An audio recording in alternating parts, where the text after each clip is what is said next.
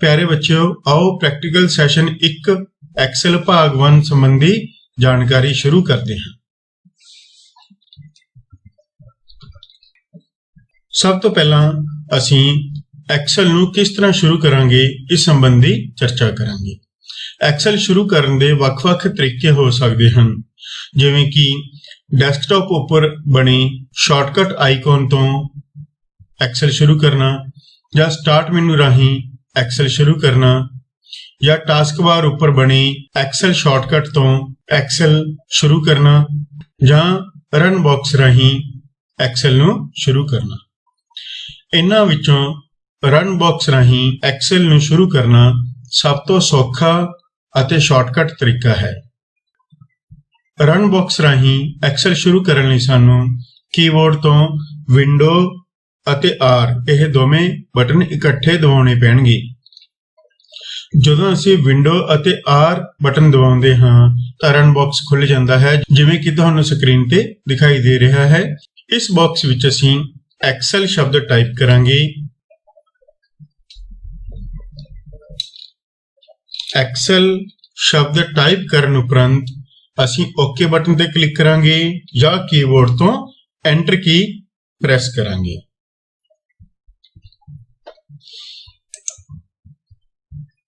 इस तरह Excel open हो जाएगी। यह एक्सेल दी विंडो है जिस विच असीं काम करना है। आओ एक्सेल विंडो दे कुछ मुख भागां संबंधी जानकारी हासिल करते हैं। जो एक्सेल विंडो दे सब तो उपर वाली पट्टी है उसनूं टाइटल बार कहा जाता है, जिस विच फाइल का नाम अते प्रोग्राम का नाम सानूं दिखाई दिंदा है। इस दे सज्जे पासे 3 बटन लगे हुंदे हन, क्लोज बटन, मैक्सिमाइज बटन अते मिनीमाइज बटन। क्लोज बटन नाल असीं एक्सेल दी इस विंडो नूं बंद कर सकते हां। मैक्सिमाइज बटन दी वरतों नाल असीं इस एक्सेल विंडो दा साइज मैक्सिमाइज कर सकते हां, जिवें कि इस बटन उपर क्लिक करन नाल हुण यह एक्सेल विंडो अपने मैक्सिमम साइज विच ओपन हो चुकी है। ਜਦੋਂ ਅਸੀਂ ਵਿੰਡੋ ਨੂੰ ਇਸ ਦੇ ਮੈਕਸਿਮਮ ਸਾਈਜ਼ ਵਿੱਚ ਓਪਨ ਕਰ ਦਿੰਦੇ ਹਾਂ ਤਾਂ ਜੋ ਇਹ ਵਿੱਚ ਵਾਲਾ ਬਟਨ ਸੀ ਇਹ ਰੀਸਟੋਰ ਬਟਨ ਅਖਵਾਉਂਦਾ ਹੈ। ਤਾਂ ਇਸ ਤਰ੍ਹਾਂ ਇਸ ਬਟਨ ਦੇ ਦੋ ਕੰਮ ਹਨ, ਮੈਕਸਿਮਾਈਜ਼ ਅਤੇ ਰੀਸਟੋਰ। ਜੇਕਰ ਹੁਣ ਅਸੀਂ ਇਸ ਬਟਨ ਉੱਪਰ ਕਲਿੱਕ ਕਰਾਂਗੇ ਤਾਂ ਇਹ ਵਾਪਸ ਆਪਣੇ ਉਸ ਛੋਟੇ ਰੂਪ ਵਿੱਚ ਆ ਜਾਵੇਗੀ। ਹੁਣ ਇਸ ਬਟਨ ਦਾ ਨਾਮ ਮੈਕਸਿਮਾਈਜ਼ ਹੈ। ਜਦੋਂ ਇਸ ਦਾ ਸਾਈਜ਼ ਵੱਡਾ ਹੋ ਗਿਆ ਤਾਂ ਇਸੇ ਬਟਨ ਨੂੰ ਰੀਸਟੋਰ ਕਿਹਾ ਜਾਵੇਗਾ, ਜਿਸ ਨਾਲ ਅਸੀਂ ਇਸ ਨੂੰ ਇਸ ਦੇ ਵਾਪਸ ਛੋਟੇ ਰੂਪ ਵਿੱਚ ਲੈ ਕੇ ਆ ਸਕਦੇ ਹਾਂ। ਜਦੋਂ ਇਹ ਐਕਸਲ ਵਿੰਡੋ ਆਪਣੇ ਰੀਸਟੋਰ ਮੋਡ ਵਿੱਚ ਹੈ ਜਾਂ ਆਪਣੇ ਇਸ ਛੋਟੇ ਰੂਪ ਵਿੱਚ ਹੈ ਤਾਂ ਅਸੀਂ ਇਸ ਵਿੰਡੋ ਦੇ ਟਾਈਟਲ ਬਾਰ ਉੱਪਰ ਮਾਊਸ ਦਾ ਕਲਿੱਕ ਕਰਕੇ ਮਾਊਸ ਨੂੰ ਡਰੈਗ ਕਰਦੇ ਹੋਏ ਖਿੱਚਦੇ ਹੋਏ ਕਿਸੇ ਵੀ ਥਾਂ ਉੱਪਰ ਲੈ ਕੇ ਜਾ ਸਕਦੇ ਹਾਂ। ਅਤੇ ਜੇਕਰ ਅਸੀਂ ਇਸ ਤੇ ਵਿੰਡੋ ਦੇ ਸਾਈਜ਼ ਨੂੰ ਬਦਲਣਾ ਹੈ, ਇਸ ਛੋਟੇ ਰੂਪ ਵਿੱਚ ਜੋ ਵਿੰਡੋ ਹੈ ਉਸ ਦੇ ਸਾਈਜ਼ ਨੂੰ ਬਦਲਣਾ ਹੈ ਤਾਂ ਅਸੀਂ ਇਸ ਵਿੰਡੋ ਦੇ ਬਾਰਡਰ ਉੱਪਰ ਆ ਕੇ ਜਦੋਂ ਡਬਲ ਐਰੋ ਬਣ ਜਾਂਦਾ ਹੈ ਉਦੋਂ ਮਾਊਸ ਨੂੰ ਕਲਿੱਕ ਅਤੇ ਡਰੈਗ ਕਰਦੇ ਹੋਏ ਇਸ ਦੇ ਸਾਈਜ਼ ਨੂੰ ਬਦਲ ਸਕਦੇ ਹਾਂ। ਕਿਸੇ ਵੀ ਸਾਈਡ ਤੋਂ ਅਸੀਂ ਇਸ ਵਿੰਡੋ ਦੇ ਬਾਰਡਰ ਉੱਪਰ ਆ ਕੇ ਮਾਊਸ ਦਾ ਕਲਿੱਕ ਅਤੇ ਡਰੈਗ ਕਰਦੇ ਹੋਏ ਇਸ ਦੇ ਸਾਈਜ਼ ਨੂੰ ਘਟਾ ਜਾਂ ਵਧਾ ਸਕਦੇ ਹਾਂ। ਜਿਸ ਦਿਸ਼ਾ ਵਿੱਚ ਵੀ ਅਸੀਂ ਸਾਈਜ਼ ਨੂੰ ਘਟਾਉਣਾ ਜਾਂ ਵਧਾਉਣਾ ਹੈ ਉਸ ਦਿਸ਼ਾ ਵਿੱਚ ਆ ਕੇ ਜਦੋਂ ਮਾਊਸ ਦਾ ਡਬਲ ਐਰੋ ਬਣ ਜਾਂਦਾ ਹੈ ਉਦੋਂ ਮਾਊਸ ਦੇ ਲੈਫਟ ਬਟਨ ਨੂੰ ਕਲਿੱਕ ਕਰਦੇ ਹੋਏ ਮਾਊਸ ਨੂੰ ਡਰੈਗ ਕਰਦੇ ਹੋਏ ਅਸੀਂ ਇਸ ਦੇ ਸਾਈਜ਼ ਨੂੰ ਘਟਾ ਜਾਂ ਵਧਾ ਸਕਦੇ ਹਾਂ। ਪਰੰਤੂ ਜਦੋਂ ਇਹ ਵਿੰਡੋ ਮੈਕਸਿਮਾਈਜ਼ ਮੋਡ ਵਿੱਚ ਹੁੰਦੀ ਹੈ ਤਾਂ ਅਸੀਂ ਨਾ ਤਾਂ ਇਸ ਵਿੰਡੋ ਨੂੰ ਮੂਵ ਕਰ ਸਕਦੇ ਹਾਂ ਟਾਈਟਲ ਬਾਰ ਤੋਂ ਕਲਿੱਕ ਕਰਕੇ ਅਤੇ ਨਾ ਹੀ ਇਸ ਦੇ ਸਾਈਜ਼ ਨੂੰ ਘਟਾ ਜਾਂ ਵਧਾ ਸਕਦੇ ਹਾਂ। ਜਦੋਂ ਅਸੀਂ ਮਿਨੀਮਾਈਜ਼ ਬਟਨ ਉੱਪਰ ਕਲਿੱਕ ਕਰਾਂਗੇ ਤਾਂ ਇਹ ਸਕਰੀਨ ਤੋਂ ਗਾਇਬ ਹੋ ਜਾਵੇਗੀ, ਪਰੰਤੂ ਮੈਮਰੀ ਵਿੱਚ ਓਪਨ ਰਹੇਗੀ। ਇਹ ਸਕਰੀਨ ਤੋਂ ਗਾਇਬ ਹੋ ਕੇ ਜੋ ਹੇਠਾਂ ਤੁਹਾਨੂੰ ਇੱਕ ਪੱਟੀ ਦਿਖਾਈ ਦੇ ਰਹੀ ਹੈ ਜਿਸ ਨੂੰ ਟਾਸਕ ਬਾਰ ਕਿਹਾ ਜਾਂਦਾ ਹੈ ਉਸ ਉੱਪਰ ਇਕੱਠੀ ਹੋ ਜਾਵੇਗੀ। ਜਿਵੇਂ ਕਿ ਅਸੀਂ ਮਿਨੀਮਾਈਜ਼ ਬਟਨ ਤੇ ਕਲਿੱਕ ਕੀਤਾ, ਸਾਡੀ ਇਹ ਐਕਸਲ ਵਿੰਡੋ ਟਾਸਕ ਬਾਰ ਉੱਪਰ ਇਕੱਠੀ ਹੋ ਚੁੱਕੀ ਹੈ। ਜੇਕਰ ਅਸੀਂ ਇਸ ਵਿੰਡੋ ਨੂੰ ਦੁਬਾਰਾ ਤੋਂ ਦੇਖਣਾ ਚਾਹੁੰਦੇ ਹਾਂ, ਓਪਨ ਕਰਨਾ ਚਾਹੁੰਦੇ ਹਾਂ, ਤਾਂ ਟਾਸਕ ਬਾਰ ਉੱਪਰ ਜੋ ਇਸ ਦਾ ਆਈਕਨ ਦਿਖਾਈ ਦੇ ਰਿਹਾ ਹੈ ਉਸ ਉੱਪਰ ਕਲਿੱਕ ਕਰਕੇ ਇਸ ਨੂੰ ਦੁਬਾਰਾ ਤੋਂ ਓਪਨ ਕਰ ਸਕਦੇ ਹਾਂ। ਇਹ ਸੀ ਇਹਨਾਂ 3 ਮੁੱਖ ਬਟਨਾਂ ਦੇ ਕੰਮਕਾਰ ਸੰਬੰਧੀ ਜਾਣਕਾਰੀ। ਚਾਹੇ ਤੁਸੀਂ MS Word ਵਿੱਚ ਕੰਮ ਕਰ ਰਹੇ ਹੋ, ਪੇਂਟ ਵਿੱਚ ਕੰਮ ਕਰ ਰਹੇ ਹੋ, Excel, PowerPoint ਜਾਂ ਕਿਸੇ ਵੀ ਪ੍ਰੋਗਰਾਮ ਵਿੱਚ ਕੰਮ ਕਰ ਰਹੇ ਹੋ, ਹਰੇਕ ਪ੍ਰੋਗਰਾਮ ਦੀ ਜੋ ਵਿੰਡੋ ਹੁੰਦੀ ਹੈ ਉਸ ਦੇ ਵਿੱਚ ਇਹ ਟਾਈਟਲ ਬਾਰ ਹਮੇਸ਼ਾ ਮੌਜੂਦ ਹੁੰਦੀ ਹੈ ਅਤੇ ਉਸ ਦੇ ਸੱਜੇ ਪਾਸੇ ਇਹ 3 ਬਟਨ ਇਸੇ ਤਰ੍ਹਾਂ ਹੀ ਕੰਮ ਕਰਨਗੇ ਜਿਸ ਤਰ੍ਹਾਂ ਤੁਹਾਨੂੰ ਦੱਸਿਆ ਗਿਆ ਹੈ। ਆਓ ਇਸ ਨੂੰ ਮੈਕਸਿਮਾਈਜ਼ ਮੋਡ ਵਿੱਚ ਰੱਖ ਕੇ ਹੁਣ ਅਗਲੇ ਭਾਗਾਂ ਬਾਰੇ ਜਾਣਕਾਰੀ ਹਾਸਲ ਕਰਦੇ ਹਾਂ। ਟਾਈਟਲ ਬਾਰ ਦੇ ਹੇਠਲੇ ਪਾਸੇ ਚੌੜੀ ਪੱਟੀ ਦਿਖਾਈ ਦੇ ਰਹੀ ਹੈ ਜਿਸ ਨੂੰ ਰਿਬਨ ਕਿਹਾ ਗਿਆ ਹੈ। ਇਸ ਰਿਬਨ ਉੱਪਰ ਕਾਫੀ ਟੈਬ ਮੌਜੂਦ ਹੁੰਦੇ ਹਨ, ਜਿਵੇਂ ਕਿ home tab, insert tab, page layout tab. ਜਿਸ ਟੈਬ ਉੱਪਰ ਅਸੀਂ ਕਲਿੱਕ ਕਰਾਂਗੇ ਉਸ ਟੈਬ ਨਾਲ ਸੰਬੰਧਿਤ ਰਿਬਨ ਓਪਨ ਹੋ ਜਾਵੇਗਾ। Formula tab, data tab, review tab ਅਤੇ ਇਸੇ ਤਰ੍ਹਾਂ ਹੋਰ ਬਹੁਤ ਸਾਰੇ ਟੈਬ ਮੌਜੂਦ ਹਨ। ਇਹਨਾਂ ਟੈਬਸ ਵਿੱਚ ਉਹਨਾਂ ਦੇ ਨਾਮ ਅਨੁਸਾਰ ਵੱਖ-ਵੱਖ ਕਮਾਂਡਸ ਹੁੰਦੀਆਂ ਹਨ ਜਿਨ੍ਹਾਂ ਦੀ ਵਰਤੋਂ ਨਾਲ ਅਸੀਂ ਐਕਸਲ ਵਿੱਚ ਕੰਮ ਕਰ ਸਕਦੇ ਹਾਂ। ਇਹਨਾਂ ਟੈਬ ਰਿਬਨਸ ਵਿੱਚ ਜੋ ਕਮਾਂਡਸ ਹੁੰਦੀਆਂ ਹਨ ਉਹਨਾਂ ਨੂੰ ਅੱਗੇ ਫਿਰ ਵੱਖ-ਵੱਖ ਗਰੁੱਪਾਂ ਵਿੱਚ ਵੰਡਿਆ ਗਿਆ ਹੁੰਦਾ ਹੈ। ਜਿਸ ਤਰ੍ਹਾਂ ਕਿ ਤੁਸੀਂ ਹੋਮ ਟੈਬ ਰਿਬਨ ਵਿੱਚ ਦੇਖ ਰਹੇ ਹੋ, ਇਹ ਇੱਕ ਅਲੱਗ ਬਲੌਕ ਬਣਿਆ ਹੋਇਆ ਹੈ ਜੋ ਕਿ ਇਸ ਲਾਈਨ ਨਾਲ ਸੈਪਰੇਟ ਕੀਤਾ ਗਿਆ ਹੈ। ਉਸੇ ਤਰ੍ਹਾਂ ਇਹ ਇੱਕ ਅਲੱਗ ਬਲੌਕ ਹੈ, ਇਸ ਵਿੱਚ ਵੀ ਅੱਗੇ ਇੱਕ ਲਾਈਨ ਲੱਗੀ ਹੋਈ ਹੈ ਜੋ ਇਸ ਬਲੌਕ ਨੂੰ ਪੂਰਾ ਕਰ ਰਹੀ ਹੈ। ਉਸ ਤੋਂ ਬਾਅਦ ਇਸੇ ਤਰ੍ਹਾਂ ਹੋਰ ਵੱਖ-ਵੱਖ ਬਲੌਕ ਬਣਾ ਕੇ ਕਮਾਂਡਸ ਨੂੰ ਇਕੱਠਾ ਕੀਤਾ ਗਿਆ ਹੈ। ਇਹਨਾਂ ਸਾਰੇ ਬਲੌਕਸ ਨੂੰ ਗਰੁੱਪ ਕਿਹਾ ਜਾਂਦਾ ਹੈ। ਇਹ ਪਹਿਲਾ ਬਲੌਕ ਹੈ ਜੋ ਇਸ ਗਰੁੱਪ ਨੂੰ ਕਲਿੱਪਬੋਰਡ ਕਿਹਾ ਗਿਆ ਹੈ। ਹਰ ਇੱਕ ਗਰੁੱਪ ਦਾ ਨਾਮ ਉਸ ਗਰੁੱਪ ਦੇ ਹੇਠਾਂ ਦਰਸਾਇਆ ਗਿਆ ਹੁੰਦਾ ਹੈ, ਜਿਵੇਂ ਕਿ ਇਹ ਪਹਿਲਾ ਗਰੁੱਪ ਕਲਿੱਪਬੋਰਡ ਹੈ, ਫਿਰ ਫੌਂਟ ਗਰੁੱਪ ਹੈ, ਫਿਰ ਅਲਾਈਨਮੈਂਟ ਗਰੁੱਪ ਹੈ, ਨੰਬਰ ਗਰੁੱਪ, ਸਟਾਈਲ, ਸੈਲਸ ਅਤੇ ਐਡੀਟਿੰਗ ਗਰੁੱਪ। ਇਸੇ ਤਰ੍ਹਾਂ ਹੋਰ ਟੈਬਸ ਵਿੱਚ ਵੀ ਕਮਾਂਡਸ ਨੂੰ ਵੱਖ-ਵੱਖ ਗਰੁੱਪਾਂ ਵਿੱਚ ਵੰਡਿਆ ਗਿਆ ਹੈ, ਜਿਵੇਂ ਕਿ ਇਨਸਰਟ ਵਿੱਚ tables group, illustrations group, charts group, spark lines group and so on. ਵੱਖ-ਵੱਖ ਟੈਬਸ ਰਿਬਨ ਵਿੱਚ ਵੱਖ-ਵੱਖ ਕਮਾਂਡਸ ਨੂੰ ਵੱਖ-ਵੱਖ ਗਰੁੱਪਾਂ ਵਿੱਚ ਵੰਡਿਆ ਗਿਆ ਹੈ। ਪਿਆਰੇ ਵਿਦਿਆਰਥੀਓ, ਤੁਹਾਨੂੰ ਇਹਨਾਂ ਗਰੁੱਪਾਂ ਬਾਰੇ ਜਾਂ ਇਹਨਾਂ ਟੈਬਸ ਜਾਂ ਰਿਬਨਸ ਬਾਰੇ ਬੇਸਿਕ ਨੌਲੇਜ ਹੋਣੀ ਜ਼ਰੂਰੀ ਹੈ ਤਾਂ ਕਿ ਤੁਹਾਡਾ ਬੇਸ ਇਹਨਾਂ ਸੌਫਟਵੇਅਰਸ ਦੇ ਵਿੱਚ ਅੱਛਾ ਬਣ ਜਾਵੇ ਤੇ ਇੱਕ ਸੌਫਟਵੇਅਰ ਨੂੰ ਸਿੱਖ ਕੇ ਤੁਸੀਂ ਬਾਕੀ ਸੌਫਟਵੇਅਰ ਹਨ ਜੋ ਉਹ ਵੀ ਆਸਾਨੀ ਨਾਲ ਸਿੱਖ ਸਕੋ। ਤਾਂ ਇਸ ਤਰ੍ਹਾਂ ਤੁਹਾਨੂੰ ਇਸ ਵਿੱਚ ਟੈਬਸ ਅਤੇ ਉਹਨਾਂ ਦੇ ਰਿਬਨਸ ਅਤੇ ਉਹਨਾਂ ਰਿਬਨਸ ਵਿੱਚ ਜੋ ਗਰੁੱਪਸ ਹਨ ਅਤੇ ਉਹਨਾਂ ਦੇ ਕਮਾਂਡ ਸੰਬੰਧੀ ਜਾਣਕਾਰੀ ਹੋਣਾ ਜ਼ਰੂਰੀ ਹੈ। ਰਿਬਨ ਦੇ ਨੀਚੇ ਇੱਕ ਹੋਰ ਪੱਟੀ ਬਣੀ ਹੁੰਦੀ ਹੈ ਜਿਸ ਨੂੰ ਫਾਰਮੂਲਾ ਬਾਰ ਕਿਹਾ ਜਾਂਦਾ ਹੈ। ਇਸ ਫਾਰਮੂਲਾ ਬਾਰ ਦੇ 2 ਭਾਗ ਹੁੰਦੇ ਹਨ, ਖੱਬੇ ਪਾਸੇ ਨੇਮ ਬਾਕਸ ਅਤੇ ਸੱਜੇ ਪਾਸੇ ਫਾਰਮੂਲਾ ਬਾਰ। ਇਹਨਾਂ ਦੇ ਕੀ ਕੰਮ ਹਨ, ਇਹਨਾਂ ਸੰਬੰਧੀ ਅਸੀਂ ਜਿਵੇਂ-ਜਿਵੇਂ ਇਸ ਪ੍ਰੈਕਟੀਕਲ ਸੈਸ਼ਨ ਵਿੱਚ ਅੱਗੇ ਵਧਾਂਗੇ ਸਮੇਂ-ਸਮੇਂ ਤੇ ਜਾਣਕਾਰੀ ਹਾਸਲ ਕਰਦੇ ਰਹਾਂਗੇ। ਫਾਰਮੂਲਾ ਬਾਰ ਦੇ ਨਿਚਲੇ ਪਾਸੇ ਤੁਹਾਨੂੰ ਵੱਖ-ਵੱਖ ਕਾਲਮ ਹੈਡਰ ਦਿਖਾਈ ਦੇ ਰਹੇ ਹਨ, ਜਿਵੇਂ ਕਿ A, B, C, D। ਇਹ ਸਾਰੀਆਂ ਖੜੀਆਂ ਲਾਈਨਾਂ ਹਨ ਜੋ ਵੱਖ-ਵੱਖ ਕਾਲਮਾਂ ਨੂੰ ਦਰਸਾ ਰਹੀਆਂ ਹਨ, ਜਿਵੇਂ ਕਿ ਇਹ ਇੱਕ ਕਾਲਮ ਹੈ ਜਿਸ ਦਾ ਕਾਲਮ ਹੈਡਰ E ਦਿੱਤਾ ਗਿਆ ਹੈ, ਅਗਲਾ ਕਾਲਮ F, G, H। ਇਸੇ ਤਰ੍ਹਾਂ ਐਕਸਲ ਵਿੱਚ ਕੁੱਲ ਮਿਲਾ ਕੇ 16,384 ਕਾਲਮ ਹਨ, ਪਰੰਤੂ ਇਹ ਸਾਰੇ ਕਾਲਮ ਇੱਕੋ ਸਮੇਂ ਤੇ ਅਸੀਂ ਸਕਰੀਨ ਉੱਪਰ ਨਹੀਂ ਦੇਖ ਸਕਦੇ। ਬਾਕੀ ਕਾਲਮ ਦੇਖਣ ਲਈ ਸਾਨੂੰ ਹੇਠਾਂ ਜੋ ਸਕਰੋਲ ਬਾਰ ਦਿੱਤੀ ਹੈ, ਹੌਰੀਜ਼ੌਂਟਲ ਸਕਰੋਲ ਬਾਰ ਜਿਸ ਨੂੰ ਕਿਹਾ ਗਿਆ ਹੈ, ਉਸ ਦੀ ਸਹਾਇਤਾ ਨਾਲ ਅਸੀਂ ਸੱਜੇ ਵੱਲ ਜਾ ਸਕਦੇ ਹਾਂ ਅਤੇ ਅਗਲੇ ਕਾਲਮ ਦੇਖ ਸਕਦੇ ਹਾਂ। ਕਾਲਮਾਂ ਦੇ ਨਾਮ ਜਦੋਂ Z ਤੱਕ ਪੂਰੇ ਹੋ ਗਏ ਤਾਂ ਉਸ ਤੋਂ ਬਾਅਦ ਅਗਲੀ ਸੀਰੀਜ਼ ਜੋ ਕਾਲਮਾਂ ਦੇ ਨਾਮ ਦੀ ਹੈ A ਤੋਂ ਸ਼ੁਰੂ ਹੁੰਦੀ ਹੈ ਅਤੇ ਇਸੇ ਤਰ੍ਹਾਂ A ਤੋਂ Z ਤੱਕ A ਲੱਗਿਆ ਰਹਿੰਦਾ ਹੈ। ਫਿਰ ਜਦੋਂ A ਤੋਂ Z ਤੱਕ ਪੂਰਾ ਹੋ ਗਿਆ ਫਿਰ ਇਹ ਸੀਰੀਜ਼ B ਤੋਂ ਸ਼ੁਰੂ ਹੋਵੇਗੀ ਅਤੇ BAB ਵੀ ਇਸੇ ਤਰ੍ਹਾਂ ਅੱਗੇ ਵੱਲ ਵਧਦੀ ਜਾਵੇਗੀ। ਜੋ ਆਖਰੀ ਕਾਲਮ ਹੈ 16384ਵਾਂ ਕਾਲਮ, ਜੇਕਰ ਤੁਸੀਂ ਉਸ ਕਾਲਮ ਨੂੰ ਦੇਖਣਾ ਹੈ ਤਾਂ ਤੁਸੀਂ ਕੀਬੋਰਡ ਤੋਂ ਕੰਟਰੋਲ ਬਟਨ ਦੱਬ ਕੇ ਰਾਈਟ ਐਰੋ ਹੈ ਜੋ ਉਸ ਨੂੰ ਪ੍ਰੈਸ ਕਰੋਗੇ ਤਾਂ ਤੁਸੀਂ ਆਖਰੀ ਕਾਲਮ ਵਿੱਚ ਸਿੱਧੇ ਪਹੁੰਚ ਜਾਓਗੇ। ਇਹ ਕਾਲਮ ਹੈ 16384ਵਾਂ ਕਾਲਮ, ਜਿਸ ਦਾ ਨਾਮ XFD ਹੈ।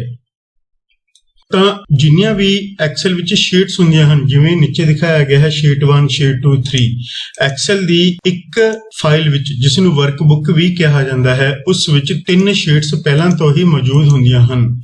ਇਹਨਾਂ ਸਾਰੀਆਂ ਸ਼ੀਟਸ ਉੱਪਰ ਸੈੱਲਾਂ ਦੀ ਗਿਣਤੀ ਜਾਂ ਰੋ ਅਤੇ ਕਾਲਮਾਂ ਦੀ ਗਿਣਤੀ ਸੇਮ ਹੁੰਦੀ ਹੈ। ਜੇਕਰ ਅਸੀਂ ਵਾਪਸ ਪਹਿਲੇ ਕਾਲਮ ਉੱਪਰ ਜਾਣਾ ਹੈ ਤਾਂ ਕੰਟਰੋਲ ਅਤੇ ਲੈਫਟ ਐਰੋ ਦੀ ਸਹਾਇਤਾ ਨਾਲ ਅਸੀਂ ਦੁਬਾਰਾ ਪਹਿਲੇ ਕਾਲਮ ਉੱਪਰ ਆ ਗਏ ਹਾਂ। ਜਿਸ ਤਰ੍ਹਾਂ ਹਰੇਕ ਕਾਲਮ ਨੂੰ ਐਲਫਾਬੈਟ ਲੈਟਰ ਨਾਲ ਦਰਸਾਇਆ ਗਿਆ ਹੈ, ਉਸੇ ਤਰ੍ਹਾਂ ਜੋ ਇਸ ਦੀਆਂ ਲੇਟੀਆਂ ਲਾਈਨਾਂ ਹਨ ਜਿਨ੍ਹਾਂ ਨੂੰ ਅਸੀਂ ਰੋ ਕਹਿੰਦੇ ਹਾਂ, ਉਸ ਨੂੰ ਇੱਕ ਨੰਬਰ ਨਾਲ ਪ੍ਰਦਰਸ਼ਿਤ ਕੀਤਾ ਗਿਆ ਹੈ। ਰੋ ਦੇ ਇਹ ਨੰਬਰ 1 ਤੋਂ ਸ਼ੁਰੂ ਹੁੰਦੇ ਹਨ, 1 2 3 4 5 6। ਇਸੇ ਤਰ੍ਹਾਂ ਜਿਵੇਂ ਜਿਵੇਂ ਅਸੀਂ ਨੀਚੇ ਨੂੰ ਜਾਵਾਂਗੇ ਇਹ ਨੰਬਰ ਵੱਧਦਾ ਜਾਵੇਗਾ। ਐਕਸਲ ਦੀ ਇੱਕ ਸ਼ੀਟ ਵਿੱਚ 10,48,576 ਰੋਜ਼ ਹੁੰਦੀਆਂ ਹਨ। ਹੁਣ ਇਹ ਸਾਰੀਆਂ ਰੋਜ਼ ਵੀ ਅਸੀਂ ਇੱਕੋ ਸਮੇਂ ਸਕਰੀਨ ਤੇ ਨਹੀਂ ਦੇਖ ਸਕਦੇ। ਮਾਊਸ ਦਾ ਜੋ ਸਕਰੋਲ ਬਟਨ ਹੈ ਉਸ ਨੂੰ ਨੀਚੇ ਵੱਲ ਸਕਰੋਲ ਕਰਦੇ ਹੋਏ ਅਸੀਂ ਹੋਰ ਰੋਜ਼ ਨੂੰ ਦੇਖ ਸਕਦੇ ਹਾਂ।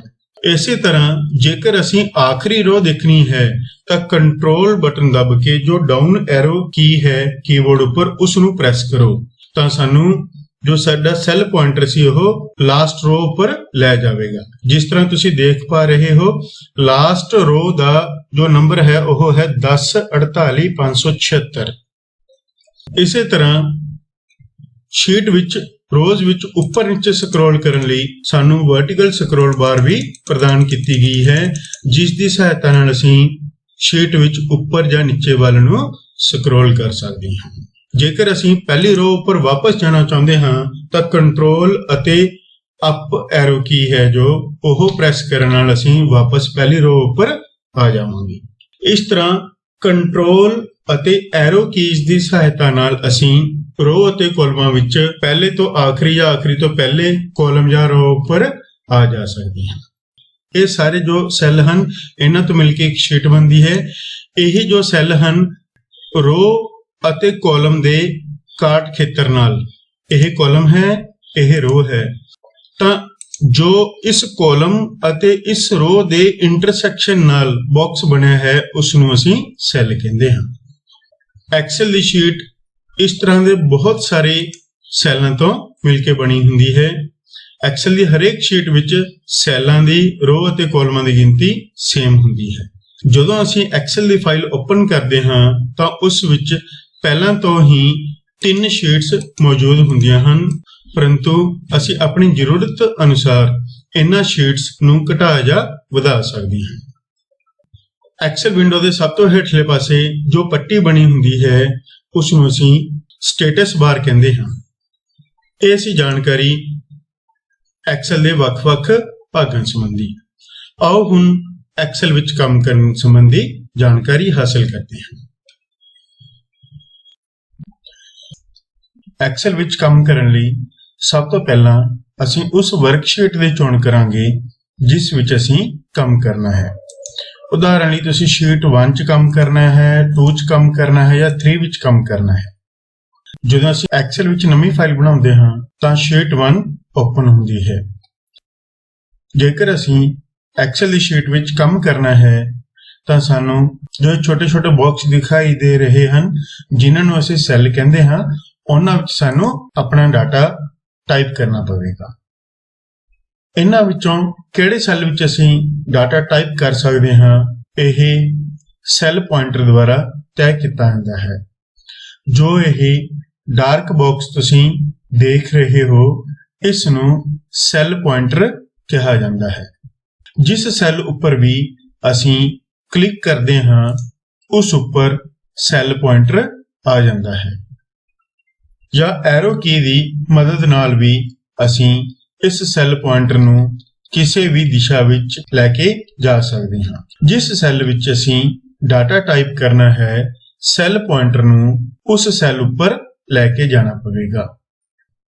उदाहरण लई असीं किसी जमात दा रिजल्ट तैयार करना चाहुंदे हां तां असीं एक्सेल दे इन्हां सैल्लां विच उस जमात लई रिजल्ट नाल संबंधित डाटा ऐड कर सकदे हां ਅਤੇ ਫਾਰਮੂਲੇ ਤੇ ਫੰਕਸ਼ਨਾਂ ਦੀ ਮਦਦ ਕਰਦੇ ਹੋਏ ਅਸੀਂ ਰਿਜ਼ਲਟ ਨਾਲ ਸੰਬੰਧਿਤ ਕੈਲਕੂਲੇਸ਼ਨਾਂ ਨੂੰ ਆਸਾਨੀ ਨਾਲ ਕਰਵਾ ਸਕਦੇ ਹਾਂ।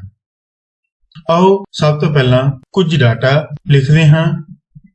ਅਕਸਰ ਐਕਸਲ ਦੀ ਸ਼ੀਟ ਵਿੱਚ ਜਦੋਂ ਵੀ ਅਸੀਂ ਕੋਈ ਡਾਟਾ ਟਾਈਪ ਕਰਦੇ ਹਾਂ ਤਾਂ ਉਹ ਸਭ ਤੋਂ ਪਹਿਲੇ ਸੈੱਲ A1 ਜਿਸ ਦਾ ਸੈੱਲ ਐਡਰੈਸ ਹੈ ਉਸ ਤੋਂ ਸ਼ੁਰੂ ਕਰਦੇ ਹਾਂ। ਆਓ ਸਭ ਤੋਂ ਪਹਿਲਾਂ ਅਸੀਂ ਆਪਣੇ ਕਰਸਰ ਨੂੰ A1 ਸੈੱਲ ਵਿੱਚ ਲੈ ਕੇ ਜਾਂਦੇ ਹਾਂ। ਹੁਣ ਅਸੀਂ ਕੀਬੋਰਡ ਤੋਂ ਜੋ ਡਾਟਾ ਇਸ ਸੈੱਲ ਵਿੱਚ ਟਾਈਪ ਕਰਨਾ ਹੈ ਉਹ ਟਾਈਪ ਕਰਾਂਗੇ। ਉਦਾਹਰਨ ਲਈ ਅਸੀਂ ਇਸ ਸੈੱਲ ਵਿੱਚ ਰੋਲ ਨੰਬਰ ਨਾਮ ਦਾ ਕਾਲਮ ਤਿਆਰ ਕਰਨਾ ਚਾਹੁੰਦੇ ਹਾਂ। ਉਸ ਤੋਂ ਬਾਅਦ ਅਸੀਂ ਸਟੂਡੈਂਟ ਨੇਮ ਨਾਮ ਦਾ ਕਾਲਮ ਤਿਆਰ ਕਰਨਾ ਚਾਹੁੰਦੇ ਹਾਂ। ਤੁਸੀਂ ਟੈਬ ਬਟਨ ਦਬ ਕੇ ਅਗਲੇ ਸੈੱਲ ਵਿੱਚ ਜਾ ਸਕਦੇ ਹੋ ਜਾਂ ਐਰੋ ਕੀ ਦੀ ਸਹਾਇਤਾ ਨਾਲ ਵੀ ਤੁਸੀਂ ਅਗਲੇ ਸੈੱਲ ਵਿੱਚ ਮੂਵ ਕਰ ਸਕਦੇ ਹੋ। ਆਓ ਹੁਣ ਅਗਲਾ ਕਾਲਮ ਕਲਾਸ ਨਾਮ ਦਾ ਬਣਾਉਂਦੇ ਹਾਂ। ਉਸ ਤੋਂ ਬਾਅਦ ਅਸੀਂ ਵਿਦਿਆਰਥੀ ਵੱਲੋਂ ਜੋ ਸਬਜੈਕਟ ਲਏ ਗਏ ਹਨ ਉਹਨਾਂ ਸਬਜੈਕਟਾਂ ਦੇ ਨਾਮ ਅਸੀਂ ਟਾਈਪ ਕਰਦੇ ਹਾਂ। Math, science, English, computer. ਮੰਨ ਲਓ ਅਸੀਂ ਇਹ 4 ਸਬਜੈਕਟਾਂ ਉੱਪਰ ਹੀ ਰਿਜ਼ਲਟ ਤਿਆਰ ਕਰਨਾ ਚਾਹੁੰਦੇ ਹਾਂ। ਦੁਬਾਰਾ ਤੋਂ ਫਿਰ ਤੁਹਾਡੇ ਧਿਆਨ ਵਿੱਚ ਇਹ ਗੱਲ ਲਿਆ ਰਿਹਾ ਹਾਂ ਕਿ ਜਦੋਂ ਵੀ ਅਸੀਂ ਇੱਕ ਸੈੱਲ ਤੋਂ ਦੂਜੇ ਸੈੱਲ ਵਿੱਚ ਜਾਣਾ ਹੈ ਜਾਂ ਤਾਂ ਟੈਬ ਕੀ ਦੀ ਸਹਾਇਤਾ ਨਾਲ ਜਾਂ ਐਰੋ ਕੀ ਦੀ ਸਹਾਇਤਾ ਨਾਲ ਮੌਜੂਦਾ ਸੈੱਲ ਤੋਂ ਉਸ ਦੇ ਰਾਈਟ ਸੈੱਲ ਵਿੱਚ ਜਾ ਸਕਦੇ ਹਾਂ। ਪਰੰਤੂ ਜੇਕਰ ਅਸੀਂ ਸੈੱਲ ਪੁਆਇੰਟਰ ਨੀਚੇ ਵੱਲ ਲੈ ਕੇ ਜਾਣਾ ਹੈ ਤਾਂ ਅਸੀਂ ਐਂਟਰ ਕੀ ਪ੍ਰੈਸ ਕਰਦੇ ਹਾਂ। ਜਿਸ ਸੈੱਲ ਉੱਪਰ ਅਸੀਂ ਕੰਮ ਕਰ ਰਹੇ ਹੁੰਦੇ ਹਾਂ ਉਸ ਨੂੰ ਐਕਟਿਵ ਸੈੱਲ ਵੀ ਕਿਹਾ ਜਾਂਦਾ ਹੈ। ਆਓ ਹੁਣ ਇੱਕ ਹੋਰ ਕਾਲਮ ਟੋਟਲ ਨਾਮ ਦਾ ਤਿਆਰ ਕਰਦੇ ਹਾਂ।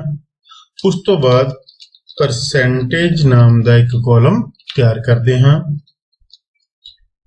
ਹੁਣ ਵਿਦਿਆਰਥੀਆਂ ਨਾਲ ਸੰਬੰਧਿਤ ਕੁਝ ਡਾਟਾ ਟਾਈਪ ਕਰਾਂਗੇ। ਉਦਾਹਰਨ ਲਈ ਅਸੀਂ ਕੁਝ ਵਿਦਿਆਰਥੀਆਂ ਦਾ ਰੋਲ ਨੰਬਰ ਟਾਈਪ ਕਰ ਲਏ, ਫਿਰ ਉਹਨਾਂ ਦੇ ਨਾਮ,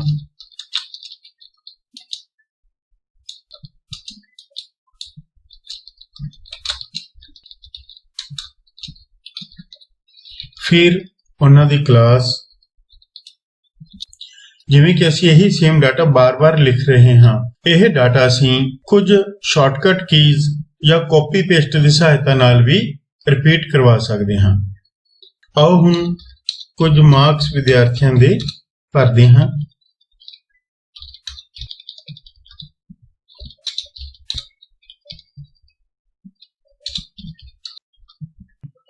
ਅਸੀਂ ਟੋਟਲ ਅਤੇ ਪਰਸੈਂਟੇਜ ਇਹਨਾਂ ਦੋ ਕਾਲਮਾਂ ਵਿੱਚ ਕੋਈ ਵੈਲਿਊ ਨਹੀਂ ਲਿਖਾਂਗੇ ਕਿਉਂਕਿ ਅਸੀਂ ਚਾਹਾਂਗੇ ਕਿ ਇਹ ਸਾਰੇ ਸਬਜੈਕਟਾਂ ਦਾ ਟੋਟਲ ਆਪਣੇ ਆਪ ਇਸ ਸੈੱਲ ਵਿੱਚ ਹੋ ਜਾਵੇ ਅਤੇ ਉਸੇ ਤਰ੍ਹਾਂ ਪਰਸੈਂਟੇਜ ਵੈਲਿਊ ਹੈ ਜੋ ਉਸ ਵਿਦਿਆਰਥੀ ਦੇ ਨੰਬਰਾਂ ਦੇ ਅਨੁਸਾਰ ਆਪਣੇ ਆਪ ਕੈਲਕੂਲੇਟ ਹੋ ਜਾਵੇ। ਇਹਨਾਂ ਕੰਮਾਂ ਨੂੰ ਕਰਵਾਉਣ ਲਈ ਅਸੀਂ ਫਾਰਮੂਲੇ ਅਤੇ ਫੰਕਸ਼ਨਾਂ ਦੀ ਵਰਤੋਂ ਕਰਾਂਗੇ। ਫਿਲਹਾਲ ਦੀ ਘੜੀ ਇਹ ਦੋਵੇਂ ਕਾਲਮ ਟੋਟਲ ਅਤੇ ਪਰਸੈਂਟੇਜ ਅਸੀਂ ਖਾਲੀ ਛੱਡਦੇ ਹਾਂ। ਆਓ ਹੁਣ ਜੋ ਅਸੀਂ ਟਾਈਪ ਕੀਤਾ ਹੈ ਉਸ ਵਿੱਚ ਕੁਝ ਫਾਰਮੈਟਿੰਗ ਦਾ ਕੰਮ ਕਰੀਏ।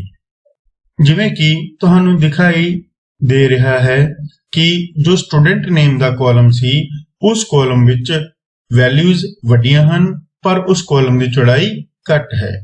ਜੇਕਰ ਅਸੀਂ ਕਿਸੇ ਕਾਲਮ ਦੀ ਚੌੜਾਈ ਘਟਾਉਣੀ ਜਾਂ ਵਧਾਉਣੀ ਚਾਹੁੰਦੇ ਹਾਂ ਤਾਂ ਅਸੀਂ ਜੋ ਇਸ ਦੇ ਕਾਲਮ ਹੈਡਰ ਹਨ, ਉਦਾਹਰਨ ਲਈ B ਅਤੇ C ਜੋ ਕਾਲਮ ਦੇ ਨਾਮ ਤੁਹਾਨੂੰ ਇੱਥੇ ਦਿਖਾਈ ਦੇ ਰਹੇ ਹਨ, ਉਹਨਾਂ ਦੇ ਵਿਚਕਾਰ ਇੱਕ ਲਾਈਨ ਲੱਗੀ ਹੁੰਦੀ ਹੈ ਜਿਸ ਨੂੰ ਕਾਲਮ ਡਿਵਾਈਡਰ ਵੀ ਕਿਹਾ ਜਾਂਦਾ ਹੈ।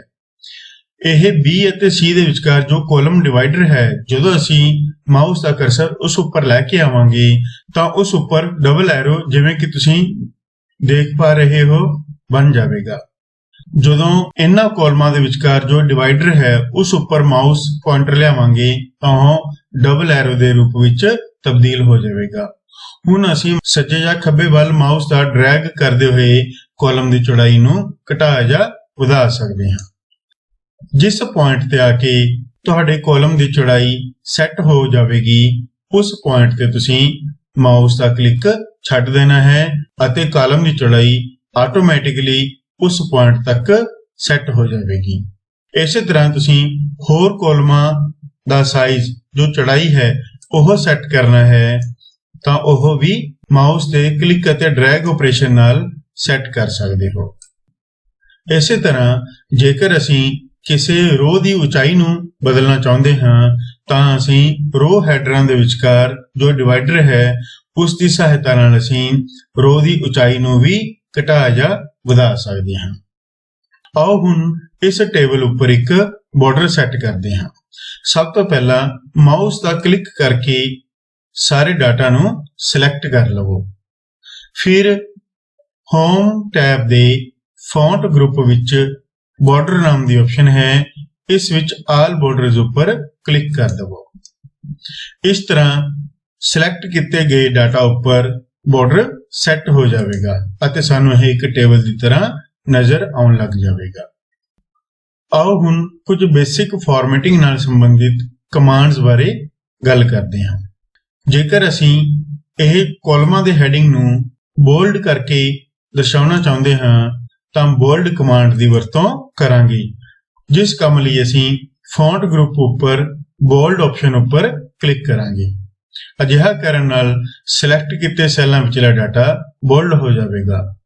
ਪਰ ਜੇਕਰ ਇਹ ਬੋਲਡਨੈਸ ਜੋ ਤੁਸੀਂ ਹੁਣ ਅਪਲਾਈ ਕੀਤੀ ਹੈ, ਜੇਕਰ ਇਹ ਖਤਮ ਕਰਨੀ ਹੋਵੇ ਤਾਂ ਸਿਲੈਕਟ ਕਰਕੇ ਉਹਨਾਂ ਸੈੱਲਾਂ ਨੂੰ ਜਿਨ੍ਹਾਂ ਉੱਪਰੋਂ ਅਸੀਂ ਉਹ ਬੋਲਡਨੈਸ ਖਤਮ ਕਰਨਾ ਚਾਹੁੰਦੇ ਹਾਂ, ਉਹਨਾਂ ਸੈੱਲਾਂ ਨੂੰ ਸਿਲੈਕਟ ਕਰਕੇ ਅਸੀਂ ਦੁਬਾਰਾ ਬੋਲਡ ਉੱਪਰ ਕਲਿੱਕ ਕਰਾਂਗੇ। ਤੁਸੀਂ ਕੀਬੋਰਡ ਦੀ ਸਹਾਇਤਾ ਨਾਲ ਸ਼ਾਰਟਕਟ ਕੀ Ctrl+B ਦੀ ਵਰਤੋਂ ਕਰਦੇ ਹੋਏ ਵੀ ਇਹ ਕੰਮ ਕਰਵਾ ਸਕਦੇ ਹੋ।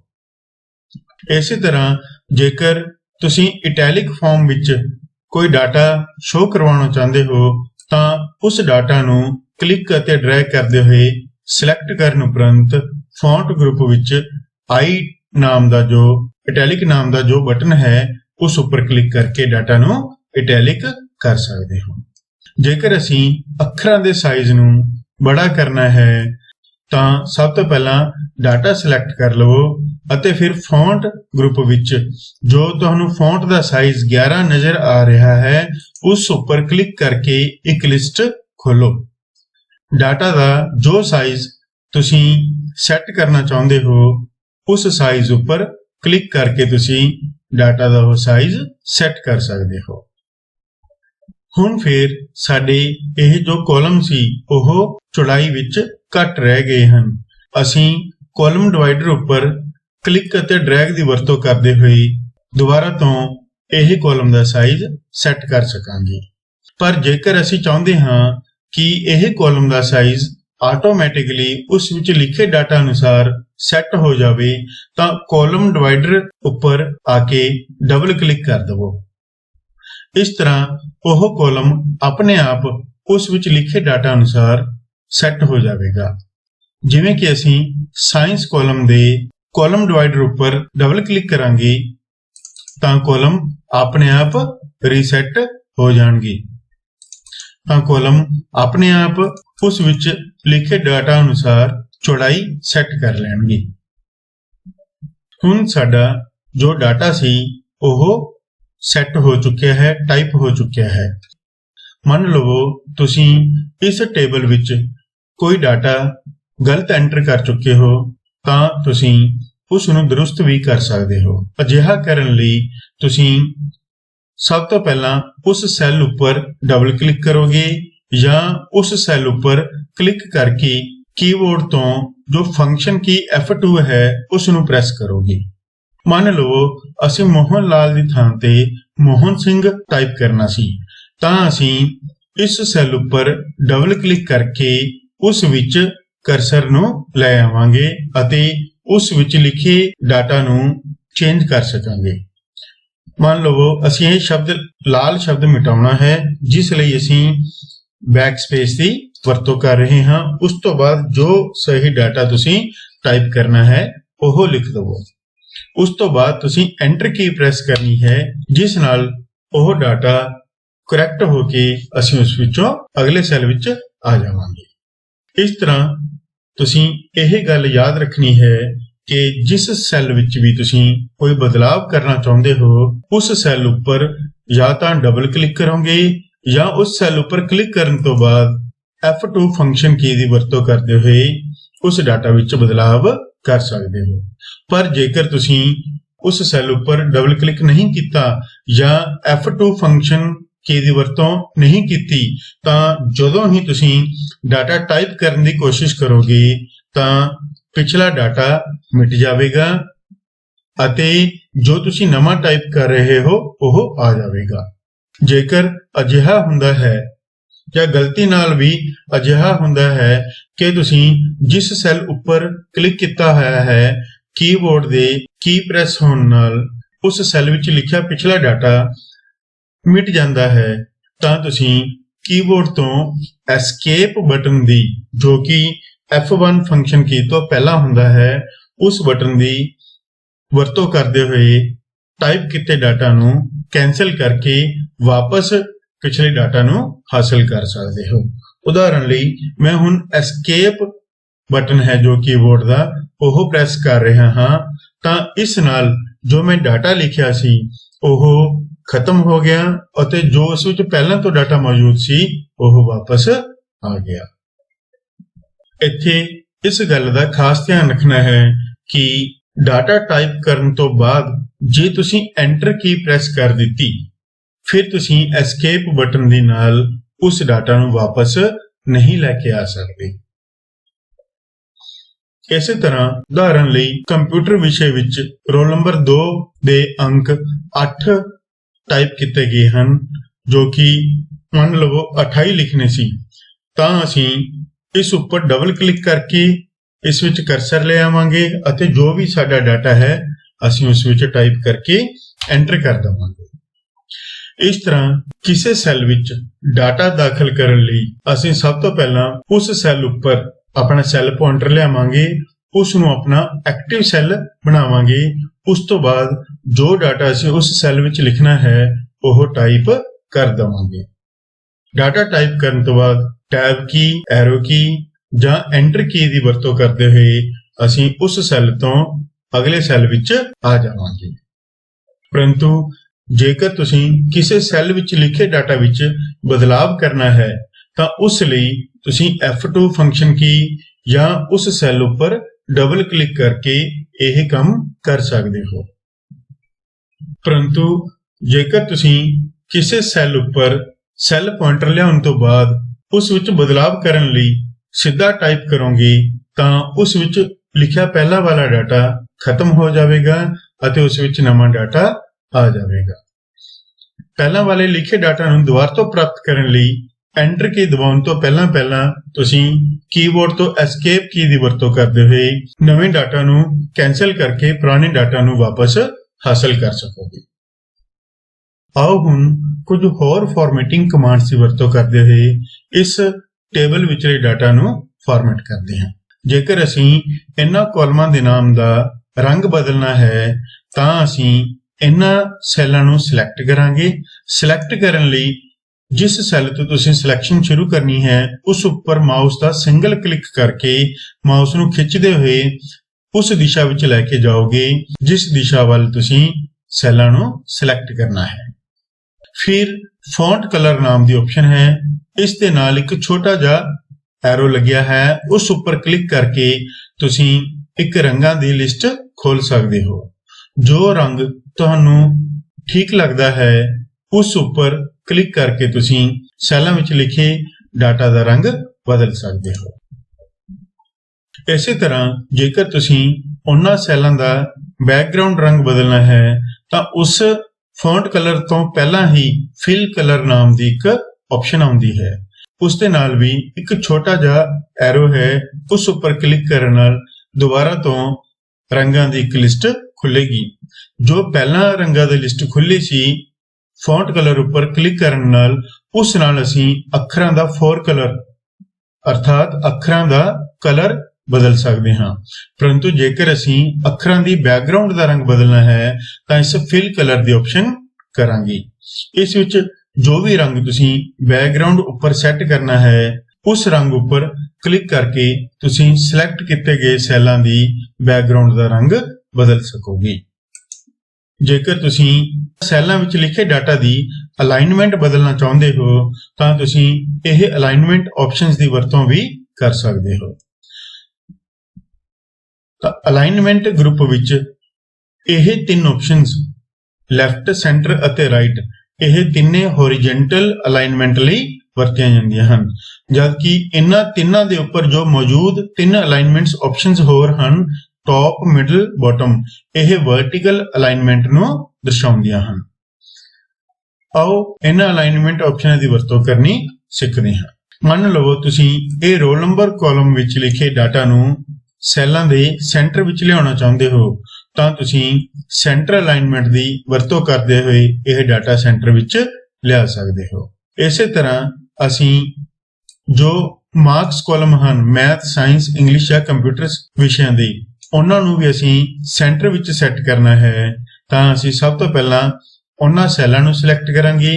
ਫਿਰ ਸੈਂਟਰ ਅਲਾਈਨਮੈਂਟ ਆਪਸ਼ਨ ਹੈ ਜੋ ਅਲਾਈਨਮੈਂਟ ਗਰੁੱਪ ਵਿੱਚ, ਉਸ ਉੱਪਰ ਕਲਿੱਕ ਕਰਕੇ ਅਸੀਂ ਸਿਲੈਕਟ ਕੀਤੇ ਸੈੱਲਾਂ ਦੇ ਡਾਟਾ ਨੂੰ ਸੈੱਲ ਦੇ ਸੈਂਟਰ ਵਿੱਚ ਲਿਆ ਸਕਦੇ ਹਾਂ।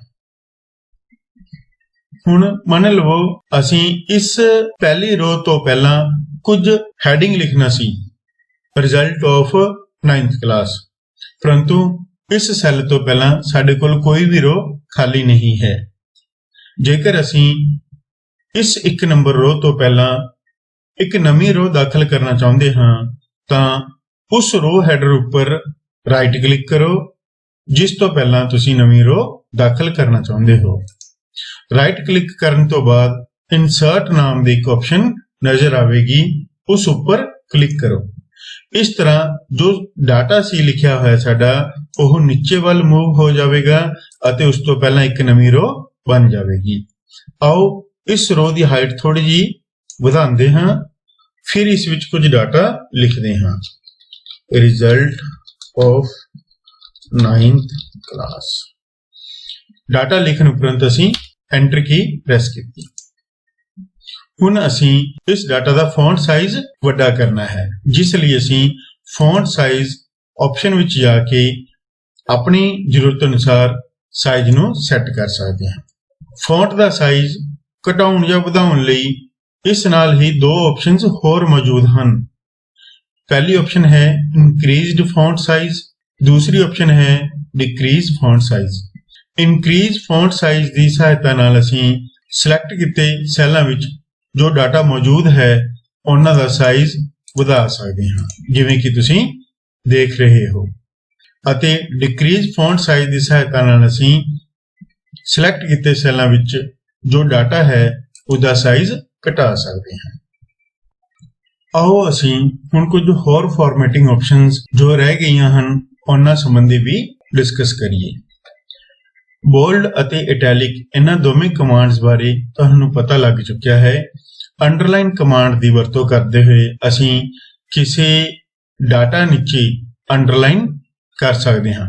ਜਿਵੇਂ ਕਿ ਇਸ ਸੈੱਲ ਦੇ ਡਾਟਾ ਨੂੰ ਅਸੀਂ ਅੰਡਰਲਾਈਨ ਕਰਨਾ ਚਾਹੁੰਦੇ ਹਾਂ ਤਾਂ ਇਸ U ਕਮਾਂਡ ਉੱਪਰ ਕਲਿੱਕ ਕਰਾਂਗੇ। ਇਸ ਨਾਲ ਇਸ ਸੈੱਲ ਵਿੱਚ ਲਿਖਿਆ ਡਾਟਾ ਅੰਡਰਲਾਈਨ ਹੋ ਜਾਵੇਗਾ। ਪਿਆਰੇ ਬੱਚਿਓ, ਇੱਕ ਗੱਲ ਹੋਰ ਧਿਆਨ ਵਿੱਚ ਰੱਖਣੀ ਹੈ ਕਿ ਤੁਹਾਨੂੰ ਇਹ ਡਾਟਾ A ਔਰ B ਦੋਵੇਂ ਕਾਲਮਾਂ ਵਿੱਚ ਦਿਖਾਈ ਦੇ ਰਿਹਾ ਹੈ, ਪਰੰਤੂ ਅਸਲ ਵਿੱਚ ਇਹ ਡਾਟਾ ਸਿਰਫ ਔਰ ਸਿਰਫ A1 ਸੈੱਲ ਵਿੱਚ ਹੀ ਲਿਖਿਆ ਹੈ। B1 ਸੈੱਲ ਵਿੱਚ ਅਸੀਂ ਇਸ ਨਾਲ ਸੰਬੰਧਿਤ ਕੋਈ ਵੀ ਡਾਟਾ ਨਹੀਂ ਲਿਖਿਆ ਹੋਇਆ। ਇਸ ਗੱਲ ਦਾ ਸਾਨੂੰ ਕਿਸ ਤਰ੍ਹਾਂ ਪਤਾ ਚੱਲੇਗਾ ਕਿ ਕਿਸ ਸੈੱਲ ਵਿੱਚ ਡਾਟਾ ਲਿਖਿਆ ਹੋਇਆ ਹੈ, ਕਿਸ ਵਿੱਚ ਨਹੀਂ? ਇਹ ਪਤਾ ਕਰਨ ਲਈ ਅਸੀਂ ਉਸ ਸੈੱਲ ਉੱਪਰ ਕਲਿੱਕ ਕਰਨ ਤੋਂ ਬਾਅਦ ਫਾਰਮੂਲਾ ਬਾਰ ਵਿੱਚ ਦੇਖਣਾ ਹੈ। ਜਿਸ ਸੈੱਲ ਉੱਪਰ ਅਸੀਂ ਕਲਿੱਕ ਕੀਤਾ ਹੋਇਆ ਹੈ ਉਸ ਵਿੱਚ ਲਿਖਿਆ ਡਾਟਾ ਸਾਨੂੰ ਫਾਰਮੂਲਾ ਬਾਰ ਵਿੱਚ ਦਿਖਾਈ ਦੇਵੇਗਾ। ਜੇਕਰ ਅਸੀਂ B1 ਸੈੱਲ ਉੱਪਰ ਕਲਿੱਕ ਕਰਾਂਗੇ ਤਾਂ ਫਾਰਮੂਲਾ ਬਾਰ ਵਿੱਚ ਕੁਝ ਵੀ ਦਿਖਾਈ ਨਹੀਂ ਦੇ ਰਿਹਾ, ਜਿਸ ਦਾ ਅਰਥ ਇਹ ਹੋਇਆ ਕਿ B1 ਸੈੱਲ ਖਾਲੀ ਹੈ। ਇਸੇ ਤਰ੍ਹਾਂ ਜਿਸ ਸੈੱਲ ਉੱਪਰ ਵੀ ਅਸੀਂ ਕਲਿੱਕ ਕਰਾਂਗੇ ਉਸ ਵਿੱਚ ਲਿਖਿਆ ਡਾਟਾ ਸਾਨੂੰ ਫਾਰਮੂਲਾ ਬਾਰ ਵਿੱਚ ਨਜ਼ਰ ਆਵੇਗਾ। ਜੋ A1 ਵਿੱਚ ਲਿਖਿਆ ਡਾਟਾ ਹੈ ਉਹ ਇਹਨਾਂ ਦੋ ਕਾਲਮਾਂ ਵਿੱਚ ਦਿਖਾਈ ਦੇ ਰਿਹਾ ਹੈ, ਪਰੰਤੂ ਅਸਲ ਵਿੱਚ ਉਹ ਕੇਵਲ ਪਹਿਲੇ ਸੈੱਲ ਵਿੱਚ ਹੀ ਲਿਖਿਆ ਹੋਇਆ ਹੈ। ਜੇਕਰ ਅਸੀਂ ਚਾਹੁੰਦੇ ਹਾਂ ਕਿ ਇਹ ਸਾਰੇ ਸੈੱਲਾਂ ਨੂੰ ਇਕੱਠਾ ਕਰਕੇ ਇੱਕ ਸਿੰਗਲ ਸੈੱਲ ਬਣ ਜਾਵੇ ਤਾਂ ਅਸੀਂ ਇਹਨਾਂ ਸਾਰੇ ਸੈੱਲਾਂ ਨੂੰ ਮਰਜ ਕਰ ਸਕਦੇ ਹਾਂ। ਇਹ ਕੰਮ ਕਰਾਉਣ ਲਈ ਸਾਡੇ ਕੋਲ ਅਲਾਈਨਮੈਂਟ ਗਰੁੱਪ ਵਿੱਚ ਮਰਜ ਅਤੇ ਸੈਂਟਰ ਕਮਾਂਡ ਮੌਜੂਦ ਹੈ। ਜਦੋਂ ਅਸੀਂ ਇਹਨਾਂ ਸੈੱਲਾਂ ਨੂੰ ਸਿਲੈਕਟ ਕਰਕੇ ਇਸ ਕਮਾਂਡ ਉੱਪਰ ਕਲਿੱਕ ਕਰਾਂਗੇ ਤਾਂ ਇਸ ਨੇ ਸਾਰੇ ਸੈੱਲਾਂ ਨੂੰ ਇੱਕ ਸੈੱਲ ਬਣਾ ਦੇਣਾ ਹੈ ਅਤੇ ਉਸ ਵਿੱਚ ਲਿਖਿਆ ਡਾਟਾ ਸੈਂਟਰ ਵਿੱਚ ਲੈ ਆਉਣਾ ਹੈ। ਕਿਉਂਕਿ ਮਰਜ ਐਂਡ ਸੈਂਟਰ ਇਸ ਇੱਕੋ ਹੀ ਆਪਸ਼ਨ ਵਿੱਚ ਦੋ ਕਮਾਂਡਸ ਮੌਜੂਦ ਹਨ। ਇਸ ਕਮਾਂਡ ਨੇ ਪਹਿਲਾਂ ਸਿਲੈਕਟ ਕੀਤੇ ਸੈੱਲਾਂ ਨੂੰ ਮਰਜ ਕਰ ਦੇਣਾ ਹੈ ਅਤੇ ਫਿਰ ਉਸ ਵਿੱਚ ਲਿਖੇ ਡਾਟਾ ਨੂੰ ਸੈਂਟਰ ਵਿੱਚ ਲੈ ਆਉਣਾ ਹੈ। ਜੇਕਰ ਅਸੀਂ ਇਸ ਸੈੱਲ ਉੱਪਰ ਦੁਬਾਰਾ ਤੋਂ ਕਲਿੱਕ ਕਰਾਂਗੇ ਤਾਂ ਇਹ ਮਰਜਿੰਗ ਦਾ ਕੰਮ ਖਤਮ ਹੋ ਜਾਵੇਗਾ ਅਤੇ ਇਹ ਡਾਟਾ ਵਾਪਸ A1 ਸੈੱਲ ਵਿੱਚ ਆ ਜਾਵੇਗਾ। ਹੁਣ ਇਹ ਕਈ ਸੈੱਲ ਨਹੀਂ ਰਹੇ, ਹੁਣ ਇਹ ਕੇਵਲ ਇੱਕ ਸਿੰਗਲ ਸੈੱਲ A1 ਜਿਸ ਦਾ ਐਡਰੈਸ ਹੈ ਨੂੰ ਪ੍ਰਦਰਸ਼ਿਤ ਕਰੇਗਾ। ਹੁਣ ਇਹ ਡਾਟਾ ਹੌਰੀਜ਼ੌਂਟਲ ਦਿਸ਼ਾ ਵਿੱਚ ਸੈਂਟਰ ਵਿੱਚ ਆ ਚੁੱਕਿਆ ਹੈ, ਪਰੰਤੂ ਜੇਕਰ ਅਸੀਂ ਇਸ ਡਾਟਾ ਨੂੰ ਵਰਟੀਕਲ ਵੀ ਸੈਂਟਰ ਵਿੱਚ ਲਿਆਉਣਾ ਚਾਹੁੰਦੇ ਹਾਂ ਤਾਂ ਅਸੀਂ ਵਰਟੀਕਲ ਅਲਾਈਨਮੈਂਟ, ਮਿਡਲ ਅਲਾਈਨਮੈਂਟ ਦੀ ਆਪਸ਼ਨ ਦੀ ਵਰਤੋਂ ਕਰਾਂਗੇ। ਉਦਾਹਰਨ ਲਈ ਅਸੀਂ ਇਸ ਮਿਡਲ ਅਲਾਈਨਮੈਂਟ ਆਪਸ਼ਨ ਤੇ ਕਲਿੱਕ ਕਰਾਂਗੇ ਤਾਂ ਸਾਡਾ ਜੋ ਡਾਟਾ ਇਸ ਵਿੱਚ ਲਿਖਿਆ ਹੋਇਆ ਸੀ ਉਹ ਵਰਟੀਕਲੀ ਸੈਂਟਰ ਵਿੱਚ ਆ ਚੁੱਕਿਆ ਹੈ। ਇਸੇ ਤਰ੍ਹਾਂ ਜੇਕਰ ਅਸੀਂ ਟੌਪ ਅਲਾਈਨ ਉੱਪਰ ਕਲਿੱਕ ਕਰਾਂਗੇ ਤਾਂ ਡਾਟਾ ਸੈੱਲ ਵਿੱਚ ਉੱਪਰ ਵੱਲ ਨੂੰ ਸੈੱਟ ਹੋ ਜਾਵੇਗਾ। ਇਸੇ ਤਰ੍ਹਾਂ ਬਾਟਮ ਅਲਾਈਨਮੈਂਟ ਉੱਪਰ ਕਲਿੱਕ ਕਰਾਂਗੇ ਤਾਂ ਸੈੱਲ ਵਿਚਲਾ ਡਾਟਾ ਬਾਟਮ ਵੱਲ ਅਲਾਈਨ ਹੋ ਜਾਵੇਗਾ। ਇਸ ਤਰ੍ਹਾਂ ਅਸੀਂ ਇਹਨਾਂ 6 ਅਲਾਈਨਮੈਂਟ ਆਪਸ਼ਨਾਂ ਦੀ ਵਰਤੋਂ ਕਰਦੇ ਹੋਏ ਹੌਰੀਜ਼ੌਂਟਲ ਅਤੇ ਵਰਟੀਕਲ ਅਲਾਈਨਮੈਂਟ ਅਨੁਸਾਰ ਸੈੱਲਾਂ ਵਿਚਲੇ ਡਾਟਾ ਨੂੰ ਸੈੱਟ ਕਰ ਸਕਦੇ ਹਾਂ। ਹੁਣ ਜੇਕਰ ਅਸੀਂ ਇਹਨਾਂ ਡਾਟਾ ਦੇ ਅੱਖਰਾਂ ਦੀ ਸ਼ਕਲ ਬਦਲਣਾ ਚਾਹੁੰਦੇ ਹਾਂ ਤਾਂ ਅਸੀਂ ਇਸ ਫੌਂਟ ਨਾਮ ਦੀ ਆਪਸ਼ਨ ਜੋ ਕਿ ਇਸ ਸਮੇਂ ਕੈਲੀਬਰੀ ਸੈੱਟ ਹੈ ਉਸ ਉੱਪਰ ਕਲਿੱਕ ਕਰਕੇ ਅਸੀਂ ਅੱਖਰਾਂ ਦੇ ਸਟਾਈਲ ਨੂੰ ਵੀ ਬਦਲ ਸਕਦੇ ਹਾਂ। ਸਾਨੂੰ ਕਾਫੀ ਸਾਰੇ ਅੱਖਰਾਂ ਦੇ ਸਟਾਈਲ ਨਜ਼ਰ ਆ ਰਹੇ ਹਨ। ਇਹ ਪੰਜਾਬੀ ਦੇ ਫੌਂਟ ਹਨ। ਜੇਕਰ ਅਸੀਂ ਪੰਜਾਬੀ ਵਿੱਚ ਟਾਈਪ ਕਰਨਾ ਹੈ ਤਾਂ ਅਸੀਂ ਇਹਨਾਂ ਪੰਜਾਬੀ ਫੌਂਟਸ ਦੀ ਵਰਤੋਂ ਕਰਾਂਗੇ। ਅਦਰਵਾਈਜ਼ ਅਸੀਂ ਇਸ ਸਕਰੋਲ ਬਾਰ ਦੀ ਵਰਤੋਂ ਕਰਦੇ ਹੋਏ ਕੰਪਿਊਟਰ ਵਿੱਚ ਜਿੰਨੇ ਵੀ ਫੌਂਟ ਹਨ ਉਹਨਾਂ ਨੂੰ ਦੇਖ ਸਕਦੇ ਹਾਂ। ਇਸ ਲਿਸਟ ਵਿੱਚ ਤੁਸੀਂ ਅੱਖਰਾਂ ਦੀ ਸ਼ੇਪ ਕਿਸ ਤਰ੍ਹਾਂ ਦੀ ਹੋਵੇਗੀ ਉਹ ਪ੍ਰੀਵਿਊ ਵੀ ਦੇਖ ਸਕਦੇ ਹੋ। ਜਿਸ ਤਰ੍ਹਾਂ ਅਸੀਂ ਇਸ ਕਰਸਿਵ ਰਾਈਟਿੰਗ ਵਿੱਚ ਕੁਝ ਸੈੱਟ ਕਰਨਾ ਹੈ ਤਾਂ ਇਸ ਉੱਪਰ ਕਲਿੱਕ ਕਰ ਦੇਵਾਂਗੇ। ਹੁਣ ਸਾਡੇ ਕੋਲ ਜੋ ਸਿਲੈਕਟ ਕੀਤੇ ਸੈੱਲ ਸੀ ਉਸ ਵਿਚਲਾ ਡਾਟਾ ਉਸ ਫੌਂਟ ਅਨੁਸਾਰ ਸੈੱਟ ਹੋ ਚੁੱਕਿਆ ਹੈ ਅਤੇ ਅੱਖਰਾਂ ਦੀ ਸ਼ੇਪ ਉਸ ਸਿਲੈਕਟ ਕੀਤੇ ਫੌਂਟ ਅਨੁਸਾਰ ਸੈੱਟ ਹੋ ਚੁੱਕੀ ਹੈ। ਅਸੀਂ ਇਸ ਡਾਟਾ ਨੂੰ ਸੈੱਲ ਦੇ ਸੈਂਟਰ ਵਿੱਚ ਹੀ ਰੱਖਾਂਗੇ। ਹੁਣ ਫੌਂਟ ਗਰੁੱਪ ਦੀਆਂ ਸਾਰੀਆਂ ਆਪਸ਼ਨਸ ਦੀ ਵਰਤੋਂ ਸੰਬੰਧੀ ਅਸੀਂ ਪ੍ਰੈਕਟੀਕਲ ਰਾਹੀਂ ਕਰਕੇ ਦੇਖ ਚੁੱਕੇ ਹਾਂ। ਇਸੇ ਤਰ੍ਹਾਂ ਜੋ ਕਾਮਨ ਅਲਾਈਨਮੈਂਟ ਆਪਸ਼ਨਸ ਹਨ, ਹੌਰੀਜ਼ੌਂਟਲ ਅਲਾਈਨਮੈਂਟ ਅਤੇ ਵਰਟੀਕਲ ਅਲਾਈਨਮੈਂਟਸ, ਇਹਨਾਂ ਦੀ ਵਰਤੋਂ ਵੀ ਅਸੀਂ ਕਰਕੇ ਦੇਖ ਚੁੱਕੇ ਹਾਂ। ਇਸ ਤੋਂ ਬਾਅਦ ਮਰਜ ਅਤੇ ਸੈਂਟਰ ਆਮ ਵਰਤੀ ਜਾਣ ਵਾਲੀ ਜੋ ਕਮਾਂਡ ਹੈ ਉਹ ਵੀ ਅਸੀਂ ਇਸ ਵਿੱਚ ਵਰਤ ਕੇ ਦੇਖ ਚੁੱਕੇ ਹਾਂ। ਇਹ ਸਾਰੇ ਫਾਰਮੈਟਿੰਗ ਦੇ ਕੰਮ ਹਨ। ਫਾਰਮੈਟਿੰਗ ਨਾਲ ਅਸੀਂ ਡਾਟਾ ਦੀ ਦਿੱਖ ਨੂੰ ਬਦਲ ਸਕਦੇ ਹਾਂ। ਡਾਟਾ ਉਹੀ ਰਹੇਗਾ, ਡਾਟਾ ਵਿੱਚ ਕੋਈ ਬਦਲਾਵ ਨਹੀਂ ਆਵੇਗਾ। ਸਿਰਫ ਉਸ ਦੀ ਲੁੱਕ ਵਿੱਚ, ਉਸ ਦੀ ਦਿਖਾਵਟ ਵਿੱਚ ਅਸੀਂ ਬਦਲਾਵ ਕਰ ਸਕਦੇ ਹਾਂ। ਇਸ ਕੰਮ ਲਈ ਅਸੀਂ ਹੋਮ ਟੈਬ ਦੇ ਫੌਂਟ ਗਰੁੱਪ ਅਤੇ ਅਲਾਈਨਮੈਂਟ ਗਰੁੱਪ ਦੀਆਂ ਕਮਾਂਡਸ ਦੀ ਵਰਤੋਂ ਕੀਤੀ ਹੈ। ਇਸ ਫਾਰਮੈਟਿੰਗ ਨੂੰ ਕਰਵਾਉਣ ਦਾ ਇੱਕ ਹੋਰ ਤਰੀਕਾ ਹੈ।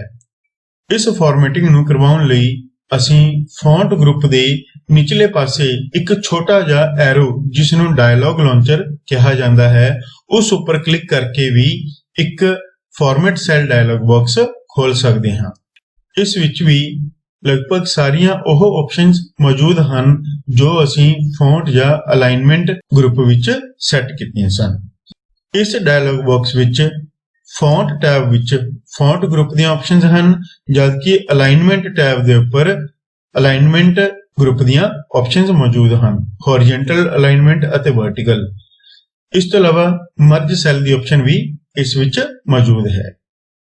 ਜੋ ਬੇਸਿਕ ਫਾਰਮੈਟਿੰਗ ਹੈ ਉਹ ਤੁਸੀਂ ਹੋਮ ਟੈਬ ਦੀ ਵਰਤੋਂ ਕਰਦੇ ਹੋਏ ਵੀ ਕਰ ਸਕਦੇ ਹੋ ਅਤੇ ਫਾਰਮੈਟ ਸੈਲਜ਼ ਡਾਇਲੌਗ ਬਾਕਸ ਦੀ ਵਰਤੋਂ ਕਰਦੇ ਹੋਏ ਵੀ ਕਰ ਸਕਦੇ ਹੋ। ਫਾਰਮੈਟ ਸੈੱਲ ਡਾਇਲੌਗ ਬਾਕਸ ਨੂੰ ਖੋਲ੍ਹਣ ਦਾ ਇੱਕ ਹੋਰ ਤਰੀਕਾ ਹੈ। ਫਾਰਮੈਟ ਸੈੱਲ ਡਾਇਲੌਗ ਬਾਕਸ ਖੋਲ੍ਹਣ ਲਈ ਅਸੀਂ ਕੀਬੋਰਡ ਤੋਂ ਕੰਟਰੋਲ ਸ਼ਿਫਟ ਅਤੇ F ਤਿੰਨੇ ਕੀ ਇਕੱਠਿਆਂ ਪ੍ਰੈਸ ਕਰਾਂਗੇ ਤਾਂ ਵੀ ਸਾਡੇ ਕੋਲ ਇਹ ਡਾਇਲੌਗ ਬਾਕਸ ਓਪਨ ਹੋ ਜਾਵੇਗਾ ਅਤੇ ਅਸੀਂ ਇਹ ਫਾਰਮੈਟਿੰਗ ਦੇ ਕੰਮ ਕਰ ਸਕਦੇ ਹਾਂ। ਇਸੇ ਤਰ੍ਹਾਂ ਬਾਰਡਰ ਆਪਸ਼ਨ ਵਿੱਚ ਜੋ ਅਸੀਂ ਡਾਟਾ ਉੱਪਰ ਟੇਬਲ ਦੀ ਦਿੱਖ ਬਣਾਉਣ ਲਈ ਫਾਰਮੈਟ ਲਗਾਇਆ ਸੀ, ਉਹ ਫਾਰਮੈਟਿੰਗ ਜਾਂ ਸੈਟਿੰਗਸ ਵੀ ਇਸ ਬਾਕਸ ਵਿੱਚ ਹੀ ਮੌਜੂਦ ਹਨ। ਇਸ ਤਰ੍ਹਾਂ ਵੱਖ-ਵੱਖ ਟੈਬਸ ਅਤੇ ਉਹਨਾਂ ਦੀਆਂ ਆਪਸ਼ਨਾਂ ਦੀ ਵਰਤੋਂ ਕਰਦੇ ਹੋਏ ਅਸੀਂ ਸੈੱਲਾਂ ਵਿਚਲੇ ਡਾਟਾ ਨੂੰ ਫਾਰਮੈਟ ਕਰਕੇ ਉਸ ਦੀ ਲੁੱਕ ਵਿੱਚ, ਉਸ ਦੀ ਦਿਖਾਵਟ ਵਿੱਚ ਬਦਲਾਵ ਕਰ ਸਕਦੇ ਹਾਂ। ਸਾਰੀਆਂ ਫਾਰਮੈਟਿੰਗਸ ਕਰਨ ਉਪਰੰਤ ਅਸੀਂ ਓਕੇ ਬਟਨ ਉੱਪਰ ਕਲਿੱਕ ਕਰ ਦੇਵਾਂਗੇ। ਉਮੀਦ ਹੈ ਤੁਹਾਨੂੰ ਬੇਸਿਕ ਫਾਰਮੈਟਿੰਗ ਨਾਲ ਸੰਬੰਧਿਤ ਜੋ ਕਮਾਂਡਸ ਹਨ, ਜੋ ਕਿ ਫੌਂਟ ਗਰੁੱਪ ਅਤੇ ਅਲਾਈਨਮੈਂਟ ਗਰੁੱਪ ਦਾ ਹਿੱਸਾ ਹਨ, ਉਹ ਪਤਾ ਲੱਗ ਚੁੱਕੀਆਂ ਹੋਣਗੀਆਂ ਅਤੇ ਇਹੀ ਕੰਮ ਅਸੀਂ ਕਿਸ ਤਰ੍ਹਾਂ ਫਾਰਮੈਟ ਸੈੱਲ ਡਾਇਲੌਗ ਬਾਕਸ ਰਾਹੀਂ ਕਰ ਸਕਦੇ ਹਾਂ ਉਸ ਬਾਰੇ ਵੀ ਤੁਹਾਨੂੰ ਪਤਾ ਲੱਗ ਚੁੱਕਿਆ ਹੋਵੇਗਾ। ਆਓ ਹੁਣ ਅਸੀਂ ਅਗਲੇ ਟੌਪਿਕ ਕੰਡੀਸ਼ਨਲ ਫਾਰਮੈਟਿੰਗ ਨਾਲ ਸੰਬੰਧਿਤ ਡਿਸਕਸ਼ਨ ਕਰਦੇ ਹਾਂ। ਕੰਡੀਸ਼ਨਲ ਫਾਰਮੈਟਿੰਗ ਕੀ ਹੈ? ਆਓ ਸਭ ਤੋਂ ਪਹਿਲਾਂ ਕੰਡੀਸ਼ਨਲ ਫਾਰਮੈਟਿੰਗ ਦਾ ਮਤਲਬ ਸਮਝਦੇ ਹਾਂ। ਫਾਰਮੈਟਿੰਗ ਜਿਵੇਂ ਕਿ ਤੁਹਾਨੂੰ ਪਤਾ ਲੱਗ ਚੁੱਕਿਆ ਹੈ ਕਿ ਅੱਖਰਾਂ ਦੀ ਜਾਂ ਡਾਟਾ ਦੀ ਦਿੱਖ ਵਿੱਚ ਬਦਲਾਵ ਕਰਨਾ, ਉਸ ਦੀ ਲੁੱਕ ਨੂੰ ਵਧੀਆ ਬਣਾਉਣਾ। ਕੰਡੀਸ਼ਨਲ ਫਾਰਮੈਟਿੰਗ ਇੱਕ ਅਜਿਹੀ ਫਾਰਮੈਟਿੰਗ ਪ੍ਰਕਿਰਿਆ ਹੈ ਜਿੱਥੇ ਅਸੀਂ ਕੇਵਲ ਉਸ ਡਾਟਾ ਉੱਪਰ ਹੀ ਫਾਰਮੈਟਿੰਗ ਲਾਗੂ ਕਰਾਂਗੇ ਜਿੱਥੇ ਉਹ ਡਾਟਾ ਕਿਸੇ ਕੰਡੀਸ਼ਨ ਅਨੁਸਾਰ ਸ਼ਰਤਾਂ ਨੂੰ ਪੂਰੀਆਂ ਕਰ ਰਿਹਾ ਹੋਵੇਗਾ। ਉਦਾਹਰਨ ਲਈ ਅਸੀਂ ਮੈਥ ਕਾਲਮ ਵਿੱਚ ਉਸ ਡਾਟਾ ਨੂੰ ਦਰਸਾਉਣਾ ਚਾਹੁੰਦੇ ਹਾਂ ਜਿਸ ਵਿੱਚ ਵਿਦਿਆਰਥੀਆਂ ਨੇ ਮੈਥ ਵਿਸ਼ੇ ਵਿੱਚ 80 ਜਾਂ 80 ਤੋਂ ਵੱਧ ਨੰਬਰ ਹਾਸਲ ਕੀਤੇ ਹਨ। ਆਓ ਦੇਖਦੇ ਹਾਂ ਕੰਡੀਸ਼ਨ ਫਾਰਮੈਟਿੰਗ ਕਿਵੇਂ ਲਾਗੂ ਕਰ ਸਕਦੇ ਹਾਂ। ਸਭ ਤੋਂ ਪਹਿਲਾਂ ਉਹ ਕਾਲਮ ਸਿਲੈਕਟ ਕਰਨਾ ਹੈ ਜਿਸ ਉੱਪਰ ਅਸੀਂ ਕੰਡੀਸ਼ਨਲ ਫਾਰਮੈਟਿੰਗ ਲਾਗੂ ਕਰਨੀ ਹੈ। ਜੇਕਰ ਅਸੀਂ ਸਾਰੇ ਵਿਸ਼ਿਆਂ ਵਿੱਚੋਂ ਹੀ ਉਹ ਮਾਰਕਸ ਹਾਈਲਾਈਟ ਕਰਨਾ ਚਾਹੁੰਦੇ ਹਾਂ ਜਿੱਥੇ ਵਿਦਿਆਰਥੀ ਨੇ 80 ਜਾਂ 80 ਤੋਂ ਵੱਧ ਅੰਕ ਪ੍ਰਾਪਤ ਕੀਤੇ ਹਨ, ਤਾਂ ਅਸੀਂ ਉਹਨਾਂ ਸਾਰੇ ਸੈੱਲਾਂ ਨੂੰ ਸਿਲੈਕਟ ਕਰ ਲਵਾਂਗੇ ਜਿਸ ਉੱਪਰ ਅਸੀਂ ਫਾਰਮੈਟਿੰਗ ਇੱਕ ਕੰਡੀਸ਼ਨ ਅਨੁਸਾਰ ਲਗਾਉਣਾ ਚਾਹੁੰਦੇ ਹਾਂ। ਹੁਣ ਅਸੀਂ ਚਾਹੁੰਦੇ ਹਾਂ ਕਿ ਉਹ ਸੈੱਲ ਰੈੱਡ ਬੈਕਗ੍ਰਾਉਂਡ ਵਿੱਚ ਵਾਈਟ ਅੱਖਰਾਂ ਨਾਲ ਸ਼ੋ ਹੋਣ ਜਿੱਥੇ ਮਾਰਕਸ 80 ਜਾਂ 80 ਤੋਂ ਉੱਪਰ ਹਨ। ਤਾਂ ਇਸ ਕੰਮ ਲਈ ਸਭ ਤੋਂ ਪਹਿਲਾਂ ਅਸੀਂ ਸਿਲੈਕਟ ਕੀਤਾ ਸੈੱਲਾਂ ਨੂੰ, ਫਿਰ ਕੰਡੀਸ਼ਨ ਫਾਰਮੈਟਿੰਗ ਤੇ ਗਏ ਅਤੇ ਨਿਊ ਰੂਲ ਉੱਪਰ ਕਲਿੱਕ ਕਰਨਾ ਹੈ। ਨਿਊ ਰੂਲ ਉੱਪਰ ਕਲਿੱਕ ਕਰਨ ਤੋਂ ਬਾਅਦ ਸਾਡੇ ਕੋਲ ਇੱਕ new formatting rule dialogue box ਨਜ਼ਰ ਆਵੇਗਾ। ਇਸ ਵਿੱਚ ਸੈੱਲਾਂ ਨੂੰ ਫਾਰਮੈਟ ਕਰਨ ਲਈ ਕੁਝ ਰੂਲ ਦਿੱਤੇ ਗਏ ਹਨ। ਜ਼ਰੂਰਤ ਅਨੁਸਾਰ ਰੂਲ ਸਿਲੈਕਟ ਕੀਤਾ ਜਾਵੇ। ਉਦਾਹਰਨ ਲਈ ਅਸੀਂ ਸੈਕਿੰਡ ਰੂਲ ਜਿਸ ਵਿੱਚ ਲਿਖਿਆ ਹੈ format only cells that contain, ਇਸ ਉੱਪਰ ਕਲਿੱਕ ਕਰਾਂਗੇ। ਇਸ ਡਾਇਲੌਗ ਬਾਕਸ ਦੇ ਨਿਚਲੇ ਪਾਸੇ ਜ਼ਰੂਰਤ ਅਨੁਸਾਰ ਕੰਡੀਸ਼ਨਸ ਲਗਾਉਣ ਲਈ ਰੂਲ ਦੀ ਚੋਣ ਕੀਤੀ ਜਾਵੇਗੀ। ਸਭ ਤੋਂ ਪਹਿਲਾਂ ਅਸੀਂ ਸੈੱਲ ਵੈਲਿਊ ਸਿਲੈਕਟ ਕਰਾਂਗੇ ਜੋ ਕਿ ਬਾਈ ਡਿਫਾਲਟ ਸਿਲੈਕਟ ਹੁੰਦੀ ਹੈ। ਫਿਰ ਅਸੀਂ ਜ਼ਰੂਰਤ ਅਨੁਸਾਰ ਇੱਥੇ ਕੰਡੀਸ਼ਨ ਦੀ ਚੋਣ ਕਰਾਂਗੇ। ਹੁਣ ਸਾਨੂੰ ਪਤਾ ਹੈ ਅਸੀਂ ਉਹ ਡਾਟਾ ਦਰਸਾਉਣਾ ਚਾਹੁੰਦੇ ਹਾਂ ਜਿੱਥੇ ਮਾਰਕਸ 80 ਜਾਂ 80 ਤੋਂ ਵੱਧ ਹੋਣ, ਤਾਂ ਇਸ ਲਈ ਅਸੀਂ ਗ੍ਰੇਟਰ ਦੈਨ ਔਰ ਇਕੁਅਲ ਟੂ ਕੰਡੀਸ਼ਨ ਦੀ ਚੋਣ ਕਰਾਂਗੇ। ਤਾਂ ਇਸ ਦਾ ਮਤਲਬ ਹੋਇਆ ਕਿ ਉਹ ਸੈੱਲ ਫਾਰਮੈਟ ਹੋਣ ਜਿੱਥੇ ਸੈੱਲ ਵੈਲਿਊ ਗ੍ਰੇਟਰ ਦੈਨ ਔਰ ਇਕੁਅਲ ਟੂ, ਇਸ ਤੋਂ ਬਾਅਦ ਅਸੀਂ ਇੱਕ ਵੈਲਿਊ ਪੁੱਟ ਕਰਾਂਗੇ। ਹੁਣ ਸਾਡੀ ਕੰਡੀਸ਼ਨ ਕੀ ਹੈ 80। ਤਾਂ ਹੁਣ ਅਸੀਂ ਇੱਕ ਰੂਲ ਇੱਕ ਕੰਡੀਸ਼ਨ ਡਿਫਾਈਨ ਕਰ ਰਹੇ ਹਾਂ ਜਿਸ ਦੇ ਮੁਤਾਬਕ ਅਸੀਂ ਡਾਟਾ ਨੂੰ ਫਾਰਮੈਟ ਕਰਵਾਵਾਂਗੇ। ਹੁਣ ਸਾਡੀ ਕੰਡੀਸ਼ਨ ਕੀ ਬਣ ਚੁੱਕੀ ਹੈ ਵੀ ਉਹ ਸੈੱਲ ਫਾਰਮੈਟ ਹੋਣ ਜਿੱਥੇ ਸੈੱਲ ਵੈਲਿਊ ਗ੍ਰੇਟਰ ਦੈਨ ਔਰ ਇਕੁਅਲ ਟੂ 80 ਹੋਵੇ। ਪਰ ਜੇਕਰ ਤੁਸੀਂ 80 ਤੋਂ ਘੱਟ ਵਾਲੇ ਜਾਂ ਕਿਸੇ ਖਾਸ ਵੈਲਿਊ ਤੋਂ ਘੱਟ ਵਾਲੇ ਡਾਟਾ ਨੂੰ ਫਾਰਮੈਟ ਕਰਨਾ ਚਾਹੁੰਦੇ ਹੋ ਤਾਂ ਉਸ ਮੁਤਾਬਕ ਇਹਨਾਂ ਵਿੱਚੋਂ ਕੋਈ ਇੱਕ ਕੰਡੀਸ਼ਨ ਦੀ ਚੋਣ ਕਰੋ। ਜੇਕਰ ਤੁਸੀਂ ਉਹਨਾਂ ਵਿਦਿਆਰਥੀਆਂ ਦੇ ਮਾਰਕਸ ਹਾਈਲਾਈਟ ਕਰਨਾ ਚਾਹੁੰਦੇ ਹੋ ਜਿਨ੍ਹਾਂ ਨੇ 60 ਤੋਂ 70 ਦੇ ਵਿਚਕਾਰ ਨੰਬਰ ਹਾਸਲ ਕੀਤੇ ਹਨ ਤਾਂ ਬਿਟਵੀਨ ਆਪਸ਼ਨ ਦੀ ਵਰਤੋਂ ਵੀ ਕਰ ਸਕਦੇ ਹੋ। ਇਸ ਵਿੱਚ ਤੁਸੀਂ ਲੋਅਰ ਵੈਲਿਊ ਅਤੇ ਅਪਰ ਵੈਲਿਊ ਦੋਵੇਂ ਵੈਲਿਊ ਦੱਸ ਸਕਦੇ ਹੋ। ਪਰੰਤੂ ਜੋ ਸਾਡੀ ਕੰਡੀਸ਼ਨ ਹੈ ਕਿ ਅਸੀਂ ਉਹ ਵਿਦਿਆਰਥੀ ਸ਼ੋਅ ਕਰਵਾਉਣਾ ਚਾਹੁੰਦੇ ਹਾਂ ਜਿੱਥੇ ਵਿਦਿਆਰਥੀਆਂ ਨੇ 80 ਜਾਂ 80 ਤੋਂ ਵੱਧ ਮਾਰਕਸ ਲਏ ਹਨ ਤਾਂ ਅਸੀਂ ਗ੍ਰੇਟਰ ਦੈਨ ਔਰ ਇਕੁਅਲ ਟੂ ਵੈਲਿਊ ਦੀ ਵਰਤੋਂ ਕਰਾਂਗੇ। ਅਸੀਂ ਇਸ ਵਿੱਚ ਆਪਣੀ ਕੰਡੀਸ਼ਨ ਦੀ ਵੈਲਿਊ ਮੁਤਾਬਕ ਵੈਲਿਊ ਲਿਖ ਦਿੱਤੀ ਹੈ। ਹੁਣ ਸਾਡਾ ਇੱਕ ਭਾਗ ਪੂਰਾ ਹੋ ਚੁੱਕਿਆ ਹੈ। ਕੰਡੀਸ਼ਨ ਅਸੀਂ ਦੱਸ ਚੁੱਕੇ ਹਾਂ। ਹੁਣ ਫਾਰਮੈਟਿੰਗ ਕੀ ਹੋਵੇ ਉਹ ਦੱਸਣਾ ਬਾਕੀ ਹੈ। ਫਾਰਮੈਟਿੰਗ ਲਈ ਰੂਲ ਸੈੱਟ ਕਰਨ ਤੋਂ ਬਾਅਦ ਅਸੀਂ ਫਾਰਮੈਟ ਬਟਨ ਦੀ ਵਰਤੋਂ ਕਰਦੇ ਹੋਏ ਫਾਰਮੈਟਿੰਗ ਡਿਫਾਈਨ ਕਰਾਂਗੇ। ਫਾਰਮੈਟਿੰਗ ਡਿਫਾਈਨ ਕਰਨ ਲਈ ਸਾਡੇ ਕੋਲ ਇੱਥੇ ਕੁਝ ਟੈਬ ਮੌਜੂਦ ਹਨ।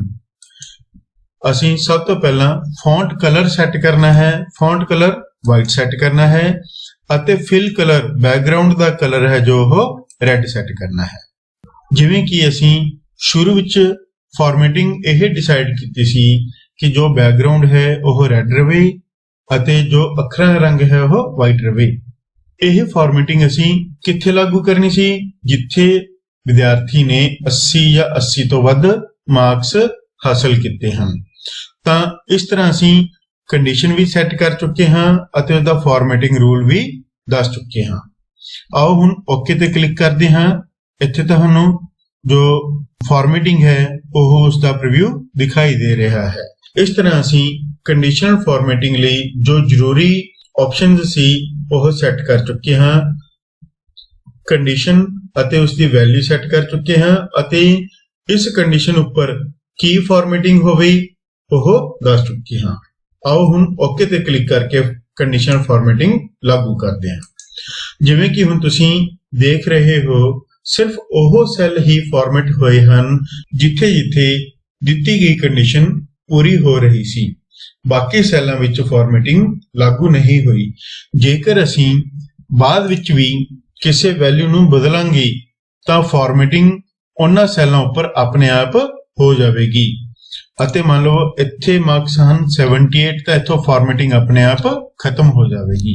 ਜਦੋਂ ਅਸੀਂ ਸੈੱਲਾਂ ਉੱਪਰ ਇੱਕ ਕੰਡੀਸ਼ਨਲ ਫਾਰਮੈਟਿੰਗ ਸੈੱਟ ਕਰ ਦਿੱਤੀ ਤਾਂ ਜੋ ਮੁੱਲਾਂ ਦੇ ਵਿੱਚ ਅਸੀਂ ਬਦਲਾਅ ਉਸ ਵਿੱਚ ਕਰਾਂਗੇ ਉਸ ਦੇ ਮੁਤਾਬਕ ਆਪਣੇ ਆਪ ਉਹ ਕੰਡੀਸ਼ਨਲ ਫਾਰਮੈਟਿੰਗ ਉਸ ਉੱਪਰ ਕੰਮ ਕਰਦੀ ਰਹੇਗੀ। ਸਾਨੂੰ ਬਾਰ-ਬਾਰ ਇਹ ਕੰਡੀਸ਼ਨਲ ਫਾਰਮੈਟਿੰਗ ਦੱਸਣ ਦੀ ਜ਼ਰੂਰਤ ਨਹੀਂ ਪੈਂਦੀ। ਅਸੀਂ ਕੰਡੀਸ਼ਨਲ ਫਾਰਮੈਟਿੰਗ ਲਈ ਇੱਕ ਤੋਂ ਵੱਧ ਰੂਲ ਵੀ ਡਿਫਾਈਨ ਕਰ ਸਕਦੇ ਹਾਂ। ਉਦਾਹਰਨ ਲਈ ਅਸੀਂ ਉਹ ਵਿਦਿਆਰਥੀ ਜਿਨ੍ਹਾਂ ਦੇ ਮਾਰਕਸ 30 ਜਾਂ 30 ਤੋਂ ਘੱਟ ਹਨ ਉਹ ਵੱਖ-ਵੱਖ ਵਿਸ਼ਿਆਂ ਵਿੱਚ ਹਾਈਲਾਈਟ ਕਰਨਾ ਚਾਹੁੰਦੇ ਹਾਂ ਤਾਂ ਉਸ ਲਈ ਅਸੀਂ ਦੁਬਾਰਾ ਤੋਂ ਉਹ ਸੈੱਲ ਸਿਲੈਕਟ ਕਰ ਲਏ। ਹੁਣ ਕੰਡੀਸ਼ਨਲ ਫਾਰਮੈਟਿੰਗ ਉੱਪਰ ਕਲਿੱਕ ਕੀਤਾ, ਨਿਊ ਰੂਲ ਡਿਫਾਈਨ ਕਰਾਂਗੇ। ਫਿਰ ਤੋਂ ਅਸੀਂ ਰੂਲ ਸਿਲੈਕਟ ਕੀਤਾ format only cells that contain. ਹੁਣ ਸਾਡੀ ਜ਼ਰੂਰਤ ਕੀ ਹੈ ਜਿਨ੍ਹਾਂ ਦੇ ਮਾਰਕਸ 30 ਜਾਂ 30 ਤੋਂ ਘੱਟ ਹਨ ਭਾਵ ਲੈਸ ਦੈਨ ਔਰ ਇਕੁਅਲ ਟੂ। ਹੁਣ ਸਾਡੀ ਕੰਡੀਸ਼ਨ ਲੈਸ ਦੈਨ ਔਰ ਇਕੁਅਲ ਟੂ ਬਣ ਚੁੱਕੀ ਹੈ। ਕਿਉਂਕਿ ਸਾਡੀ ਜ਼ਰੂਰਤ ਕੀ ਹੈ ਕਿ ਉਹ ਮਾਰਕਸ ਅਸੀਂ ਸ਼ੋਅ ਕਰਾਣੇ ਹਨ ਜਿੱਥੇ ਵਿਦਿਆਰਥੀਆਂ ਨੇ 30 ਜਾਂ 30 ਤੋਂ ਘੱਟ ਅੰਕ ਹਾਸਲ ਕੀਤੇ ਹਨ। ਤਾਂ ਹੁਣ ਅਸੀਂ ਇਸ ਵਿੱਚ ਜੋ ਮੁੱਲ ਲਿਖਾਂਗੇ ਉਹ ਹੈ 30। ਇਹ ਸਾਡੀ ਹੋ ਗਈ ਕੰਡੀਸ਼ਨ ਸੈੱਟ।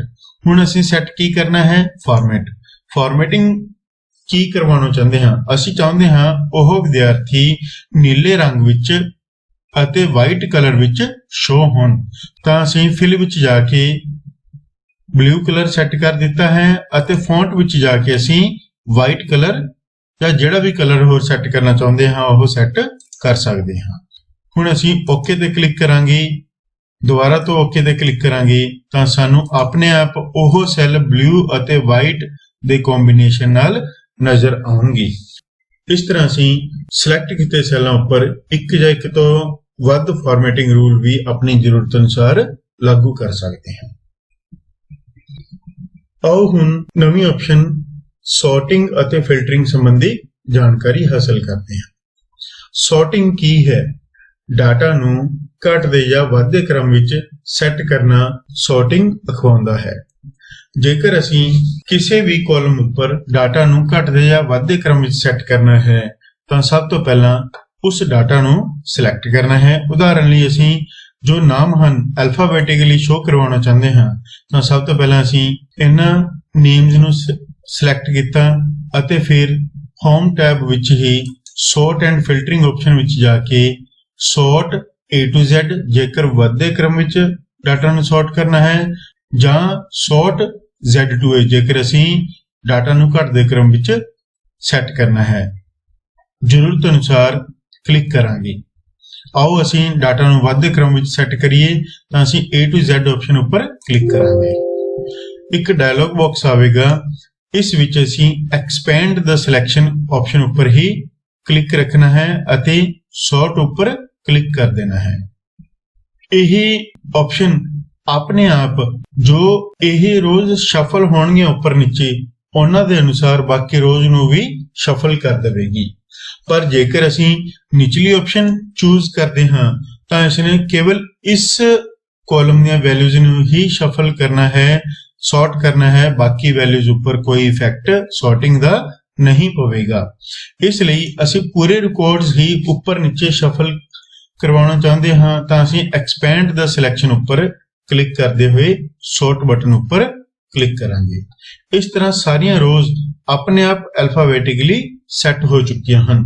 ਜਿਵੇਂ ਕਿ ਤੁਸੀਂ ਰੋਲ ਨੰਬਰ ਤੋਂ ਵੀ ਦੇਖ ਰਹੇ ਹੋ ਅਲਫਾਬੈਟਿਕਲੀ MNOPQRS M ਵਾਲੇ ਸਭ ਤੋਂ ਪਹਿਲਾਂ ਫਿਰ R ਫਿਰ S ਤਾਂ ਉਸੇ ਅਕੋਰਡਿੰਗ ਹੀ ਇਹ ਰੋਲ ਨੰਬਰ ਵੀ ਸ਼ਫਲ ਹੋ ਚੁੱਕੇ ਹਨ, ਉੱਪਰ ਨੀਚੇ ਐਡਜਸਟ ਹੋ ਚੁੱਕੇ ਹਨ। ਜੇਕਰ ਅਸੀਂ ਕਿਸੇ ਹੋਰ ਕਾਲਮ ਅਨੁਸਾਰ ਡਾਟਾ ਨੂੰ ਵੱਧਦੇ ਜਾਂ ਘਟਦੇ ਕ੍ਰਮ ਵਿੱਚ ਸੈੱਟ ਕਰਨਾ ਹੈ ਤਾਂ ਅਸੀਂ ਉਸ ਡਾਟਾ ਨੂੰ ਸਿਲੈਕਟ ਕਰਾਂਗੇ ਜਿਸ ਨੂੰ ਸੌਰਟ ਕਰਨਾ ਹੈ। ਫਿਰ ਅਸੀਂ ਸੌਰਟ ਐਂਡ ਫਿਲਟਰਿੰਗ ਉੱਪਰ ਗਏ। ਦੁਬਾਰਾ ਤੋਂ ਅਸੀਂ A to Z ਉੱਪਰ ਕਲਿੱਕ ਕਰਾਂਗੇ। ਐਕਸਪੈਂਡ ਦਾ ਸਿਲੈਕਸ਼ਨ ਸੌਰਟ ਤੇ ਕਲਿੱਕ ਕਰਾਂਗੇ ਤਾਂ ਸਾਡੇ ਕੋਲ ਕੰਪਿਊਟਰ ਵਿਸ਼ੇ ਦੇ ਜਿਹੜੇ ਮਾਰਕਸ ਸੀ ਉਹ ਵੱਧਦੇ ਕ੍ਰਮ ਵਿੱਚ ਨਜ਼ਰ ਆਉਣਗੇ। ਜਿਸ ਤਰ੍ਹਾਂ ਇਹ ਮਾਰਕਸ ਸ਼ਫਲ ਹੋਏ ਹਨ ਉਸੇ ਅਨੁਸਾਰ ਹੀ ਬਾਕੀ ਰੋਜ਼ ਵੀ ਆਪਣੇ ਆਪ ਸ਼ਫਲ ਹੋ ਚੁੱਕੀਆਂ ਹਨ, ਉੱਪਰ ਨੀਚੇ ਐਡਜਸਟ ਹੋ ਚੁੱਕੀਆਂ ਹਨ। ਜੇਕਰ ਅਸੀਂ ਇਹ ਡਾਟਾ ਘਟਦੇ ਕ੍ਰਮ ਵਿੱਚ ਸੈੱਟ ਕਰਨਾ ਹੈ ਤਾਂ Z to A ਜੋ ਦੂਸਰੀ ਆਪਸ਼ਨ ਹੈ ਉਸ ਉੱਪਰ ਕਲਿੱਕ ਕਰਾਂਗੇ। ਐਕਸਪੈਂਡ ਦਾ ਸਿਲੈਕਸ਼ਨ ਫਿਰ ਸੌਰਟ ਉੱਪਰ ਕਲਿੱਕ ਕਰਾਂਗੇ। ਹੁਣ ਸਾਡੇ ਕੋਲ ਸਾਰੇ ਰਿਕਾਰਡ ਕੰਪਿਊਟਰ ਵਿਸ਼ੇ ਵਿੱਚ ਪ੍ਰਾਪਤ ਅੰਕਾਂ ਅਨੁਸਾਰ ਸੈੱਟ ਹੋ ਚੁੱਕੇ ਹਨ। ਇਸੇ ਤਰ੍ਹਾਂ ਜੇਕਰ ਸਾਡੇ ਕੋਲ ਡਾਟਾ ਬਹੁਤ ਜ਼ਿਆਦਾ ਮਾਤਰਾ ਵਿੱਚ ਮੌਜੂਦ ਹੈ ਪਰੰਤੂ ਅਸੀਂ ਉਸ ਵਿੱਚੋਂ ਕੁਝ ਖਾਸ ਡਾਟਾ ਹੀ ਦੇਖਣਾ ਚਾਹੁੰਦੇ ਹਾਂ ਤਾਂ ਅਸੀਂ ਫਿਲਟਰ ਕਮਾਂਡ ਦੀ ਆਪਸ਼ਨ ਵਰਤਦੇ ਹੋਏ ਇਹ ਕੰਮ ਕਰਵਾ ਸਕਦੇ ਹਾਂ। ਆਓ ਦੇਖਦੇ ਹਾਂ ਫਿਲਟਰ ਕਿਵੇਂ ਕਰ ਸਕਦੇ ਹਾਂ। ਫਿਲਟਰ ਕਰਨ ਲਈ ਸਭ ਤੋਂ ਪਹਿਲਾਂ ਅਸੀਂ ਉਹਨਾਂ ਸੈੱਲਾਂ ਨੂੰ ਸਿਲੈਕਟ ਕਰਾਂਗੇ ਜਿਨ੍ਹਾਂ ਉੱਪਰ ਅਸੀਂ ਫਿਲਟਰ ਲਾਗੂ ਕਰਨਾ ਚਾਹੁੰਦੇ ਹਾਂ। ਸੈੱਲਾਂ ਨੂੰ ਸਿਲੈਕਟ ਕਰਨ ਉਪਰੰਤ ਸੌਰਟ ਐਂਡ ਫਿਲਟਰ ਆਪਸ਼ਨ ਉੱਪਰ ਹੀ ਜਾਣਾ ਹੈ। ਉਸ ਵਿੱਚ ਫਿਲਟਰ ਆਪਸ਼ਨ ਉੱਪਰ ਕਲਿੱਕ ਕਰਨਾ ਹੈ। ਜਦੋਂ ਅਸੀਂ ਫਿਲਟਰ ਆਪਸ਼ਨ ਉੱਪਰ ਕਲਿੱਕ ਕਰਾਂਗੇ ਤਾਂ ਸਾਨੂੰ ਇਹਨਾਂ ਕਾਲਮਾਂ ਉੱਪਰ ਛੋਟੇ ਛੋਟੇ ਐਰੋ ਨਜ਼ਰ ਆਉਣਗੇ। ਇਹ ਫਿਲਟਰਿੰਗ ਦੀ ਨਿਸ਼ਾਨੀ ਹੈ, ਭਾਵ ਅਸੀਂ ਇਹਨਾਂ ਕਾਲਮਾਂ ਵਿੱਚੋਂ ਡਾਟਾ ਨੂੰ ਫਿਲਟਰ ਕਰਕੇ ਦੇਖ ਸਕਦੇ ਹਾਂ। ਆਓ ਦੇਖਦੇ ਹਾਂ ਕਿਵੇਂ ਫਿਲਟਰ ਕਰਾਂਗੇ। ਉਦਾਹਰਨ ਲਈ ਅਸੀਂ ਕੰਪਿਊਟਰ ਕਾਲਮ ਉੱਪਰ ਫਿਲਟਰ ਕਰਨਾ ਚਾਹੁੰਦੇ ਹਾਂ। ਸਭ ਤੋਂ ਪਹਿਲਾਂ ਅਸੀਂ ਉਸ ਕਾਲਮ ਦੇ ਜੋ ਰਾਈਟ ਸਾਈਡ ਤੇ ਫਿਲਟਰ ਦਾ ਐਰੋ ਬਣਿਆ ਹੋਇਆ ਸੀ ਉਸ ਉੱਪਰ ਕਲਿੱਕ ਕੀਤਾ। ਹੁਣ ਇਸ ਵਿੱਚ ਤੁਹਾਨੂੰ ਇਸ ਕਾਲਮ ਦੀਆਂ ਸਾਰੀਆਂ ਯੂਨੀਕ ਵੈਲਿਊਜ਼ ਨਜ਼ਰ ਆਉਣਗੀਆਂ। ਜਿਹੜੀਆਂ ਵੈਲਿਊਜ਼ ਤੁਸੀਂ ਦੇਖਣਾ ਚਾਹੁੰਦੇ ਹੋ ਸਿਰਫ ਉਹਨਾਂ ਉੱਪਰ ਟਿਕ ਰਹਿਣ ਦਿਵੋ ਅਤੇ ਬਾਕੀਆਂ ਤੋਂ ਟਿਕ ਹਟਾ ਦਿਵੋ। ਤੁਸੀਂ ਚਾਹੁੰਦੇ ਹੋ ਕਿ ਸਿਰਫ ਜੋ ਟੌਪ 2 ਸਟੂਡੈਂਟ ਨੇ ਜਿਨ੍ਹਾਂ ਨੇ 96 ਤੇ 78 ਅੰਕ ਹਾਸਲ ਕੀਤੇ ਹਨ ਸਿਰਫ ਉਹਨਾਂ ਦਾ ਰਿਕਾਰਡ ਹੀ ਸਾਨੂੰ ਸ਼ੋ ਹੋਵੇ ਤਾਂ ਉਹਨਾਂ ਉੱਪਰ ਟਿਕ ਰਹਿਣ ਦਿਵੋ, ਬਾਕੀਆਂ ਤੋਂ ਟਿਕ ਹਟਾ ਦਿਵੋ। ਅਤੇ ਫਿਰ ਓਕੇ ਤੇ ਕਲਿੱਕ ਕਰ ਦਿਓ। ਇਸ ਤਰ੍ਹਾਂ ਤੁਹਾਨੂੰ ਸਿਰਫ ਉਹੀ ਰਿਕਾਰਡ ਦਿਖਾਈ ਦੇਣਗੇ ਜੋ ਤੁਸੀਂ ਸਿਲੈਕਟ ਕੀਤੇ ਹਨ। ਹੁਣ ਅਸੀਂ ਇਹ ਫਿਲਟਰਿੰਗ ਦਾ ਕੰਮ ਕਿਹੜੇ ਕਾਲਮ ਉੱਪਰ ਕੀਤਾ ਹੈ ਇਹ ਅਸੀਂ ਦੇਖ ਕੇ ਹੀ ਦੱਸ ਸਕਦੇ ਹਾਂ। ਤੁਹਾਨੂੰ ਇੱਕ ਕੀਪ ਦੀ ਨਿਸ਼ਾਨੀ, ਫਿਲਟਰ ਦੀ ਨਿਸ਼ਾਨੀ ਉਸ ਕਾਲਮ ਉੱਪਰ ਦਿਖਾਈ ਦੇਵੇਗੀ ਜਿਸ ਉੱਪਰ ਤੁਸੀਂ ਫਿਲਟਰਿੰਗ ਲਾਗੂ ਕੀਤੀ ਹੋਈ ਹੈ। ਹੋਰ ਕਾਲਮਾਂ ਦੇ ਐਰੋ ਉੱਪਰ ਤੁਹਾਨੂੰ ਉਹ ਫਿਲਟਰ ਦਾ ਨਿਸ਼ਾਨ ਨਜ਼ਰ ਨਹੀਂ ਆ ਰਿਹਾ। ਜੇਕਰ ਅਸੀਂ ਇਹ ਫਿਲਟਰਿੰਗ ਖਤਮ ਕਰਨਾ ਚਾਹੁੰਦੇ ਹਾਂ ਤਾਂ ਅਸੀਂ ਦੁਬਾਰਾ ਤੋਂ ਸਿਲੈਕਟ ਆਲ ਉੱਪਰ ਜਾਂ ਕਲੀਅਰ ਫਿਲਟਰ ਫਰੋਮ ਕਲਰ ਉੱਪਰ ਕਲਿੱਕ ਕਰਕੇ ਇਹ ਫਿਲਟਰਿੰਗ ਖਤਮ ਕਰ ਸਕਦੇ ਹਾਂ, ਜਿਵੇਂ ਕਿ ਤੁਸੀਂ ਦੇਖ ਰਹੇ ਹੋ। ਹੁਣ ਇਸ ਕਾਲਮ ਤੋਂ ਜੋ ਫਿਲਟਰ ਦਾ ਨਿਸ਼ਾਨ ਸੀ ਉਹ ਖਤਮ ਹੋ ਚੁੱਕਿਆ ਹੈ। ਠੀਕ ਇਸੇ ਤਰ੍ਹਾਂ ਜੇਕਰ ਤੁਸੀਂ ਨੇਮ ਕਾਲਮ ਉੱਪਰ ਫਿਲਟਰਿੰਗ ਕਰਨਾ ਚਾਹੁੰਦੇ ਹੋ ਤਾਂ ਤੁਸੀਂ ਉਸ ਵਿੱਚ ਵੀ ਫਿਲਟਰ ਕਰ ਸਕਦੇ ਹੋ। ਜੇਕਰ ਡਾਟਾ ਜ਼ਿਆਦਾ ਵੱਡਾ ਹੈ ਤਾਂ ਤੁਸੀਂ ਇੱਥੇ ਉਸ ਡਾਟਾ ਨੂੰ ਟਾਈਪ ਕਰਕੇ ਸਰਚ ਵੀ ਕਰ ਸਕਦੇ ਹੋ। ਅਸੀਂ ਸਿਰਫ M ਨਾਮ ਵਾਲੇ ਵਿਦਿਆਰਥੀ ਹੀ ਦੇਖਣਾ ਚਾਹੁੰਦੇ ਹਾਂ ਤਾਂ ਉਹਨਾਂ ਉੱਪਰ ਟਿਕ ਰਹਿਣ ਦਿਓ ਅਤੇ ਬਾਕੀਆਂ ਤੋਂ ਟਿਕ ਹਟਾ ਦਿਓ। ਓਕੇ ਤੇ ਕਲਿੱਕ ਕਰਾਂਗੇ ਤਾਂ ਸਾਨੂੰ ਸਿਰਫ M ਨਾਮ ਵਾਲੇ ਹੀ ਵਿਦਿਆਰਥੀ ਨਜ਼ਰ ਆ ਰਹੇ ਹਨ। ਆਓ ਹੁਣ ਸਭ ਤੋਂ ਪਹਿਲਾਂ ਇਸ ਉੱਪਰੋਂ ਫਿਲਟਰਿੰਗ ਹਟਾ ਦਈਏ। ਓਕੇ ਜਾਂ ਕਲੀਅਰ ਫਿਲਟਰ ਫਰੋਮ ਸਟੂਡੈਂਟ ਜਾਂ ਸਿਲੈਕਟ ਆਲ ਤੇ ਕਲਿੱਕ ਕੀਤਾ, ਓਕੇ ਕੀਤਾ, ਫਿਲਟਰ ਖਤਮ ਹੋ ਚੁੱਕਿਆ।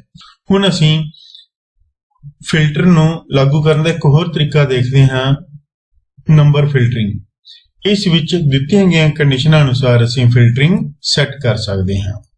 ਅਸੀਂ ਚਾਹੁੰਦੇ ਹਾਂ ਗ੍ਰੇਟਰ ਦੈਨ ਕੰਡੀਸ਼ਨ ਵਰਤਣਾ, ਤਾਂ ਗ੍ਰੇਟਰ ਦੈਨ ਕੰਡੀਸ਼ਨ ਉੱਪਰ ਜਦੋਂ ਕਲਿੱਕ ਕਰਾਂਗੇ ਤਾਂ ਇੱਥੇ ਪੁੱਛੇਗਾ ਕਿੰਨੇ ਤੋਂ ਵੱਧ ਅੰਕਾਂ ਵਾਲੇ ਜਾਂ ਕਿੰਨੇ ਤੋਂ ਘੱਟ ਅੰਕਾਂ ਵਾਲੇ। ਇੱਥੋਂ ਤੁਸੀਂ ਕੰਡੀਸ਼ਨ ਬਦਲ ਵੀ ਸਕਦੇ ਹੋ।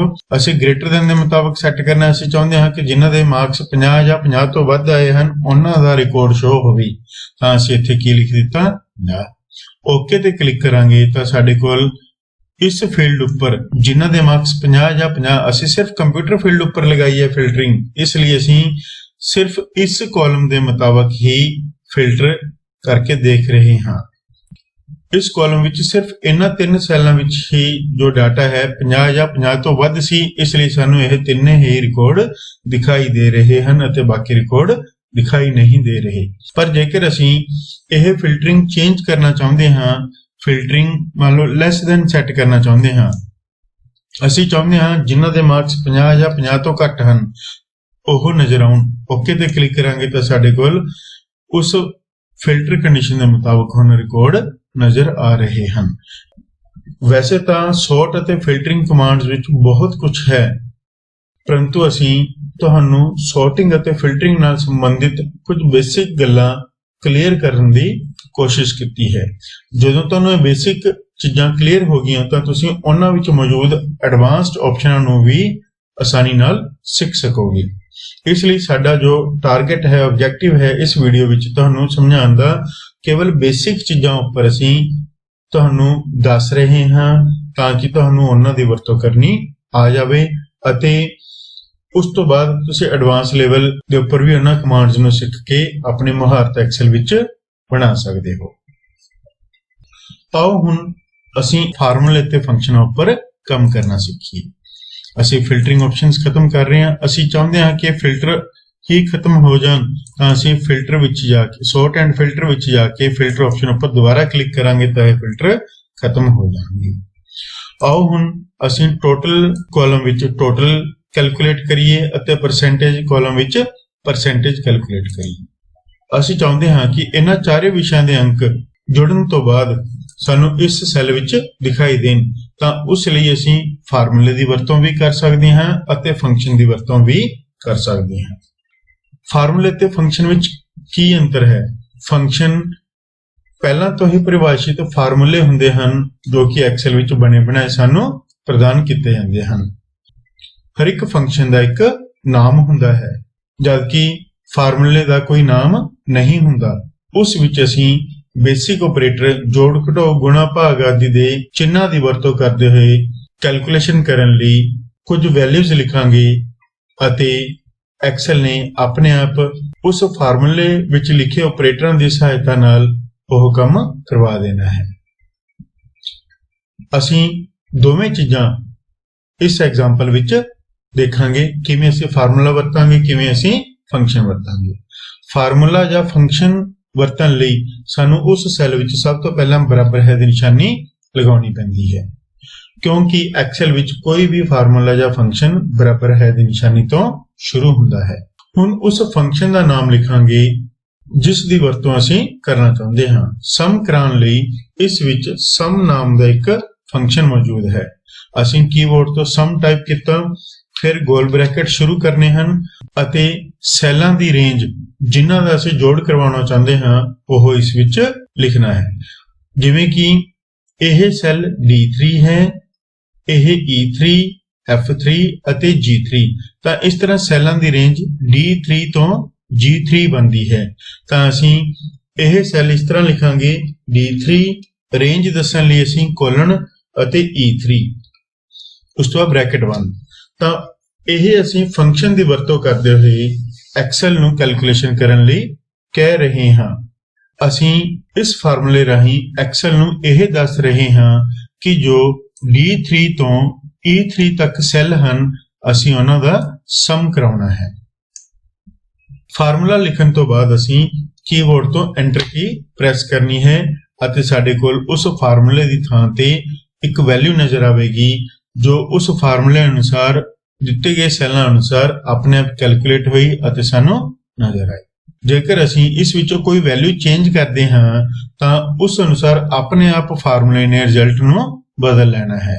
ਜਿਵੇਂ ਕਿ 56 ਦੀ ਥਾਂ ਤੇ ਅਸੀਂ 65 ਲਿਖਣਾ ਚਾਹੁੰਦੇ ਹਾਂ, ਜਦੋਂ ਅਸੀਂ 65 ਲਿਖ ਕੇ ਐਂਟਰ ਕਰਾਂਗੇ ਤਾਂ ਫਾਰਮੂਲੇ ਨੇ ਆਪਣੇ ਆਪ ਟੋਟਲ ਅੰਕਾਂ ਨੂੰ ਵੀ ਬਦਲ ਦਿੱਤਾ।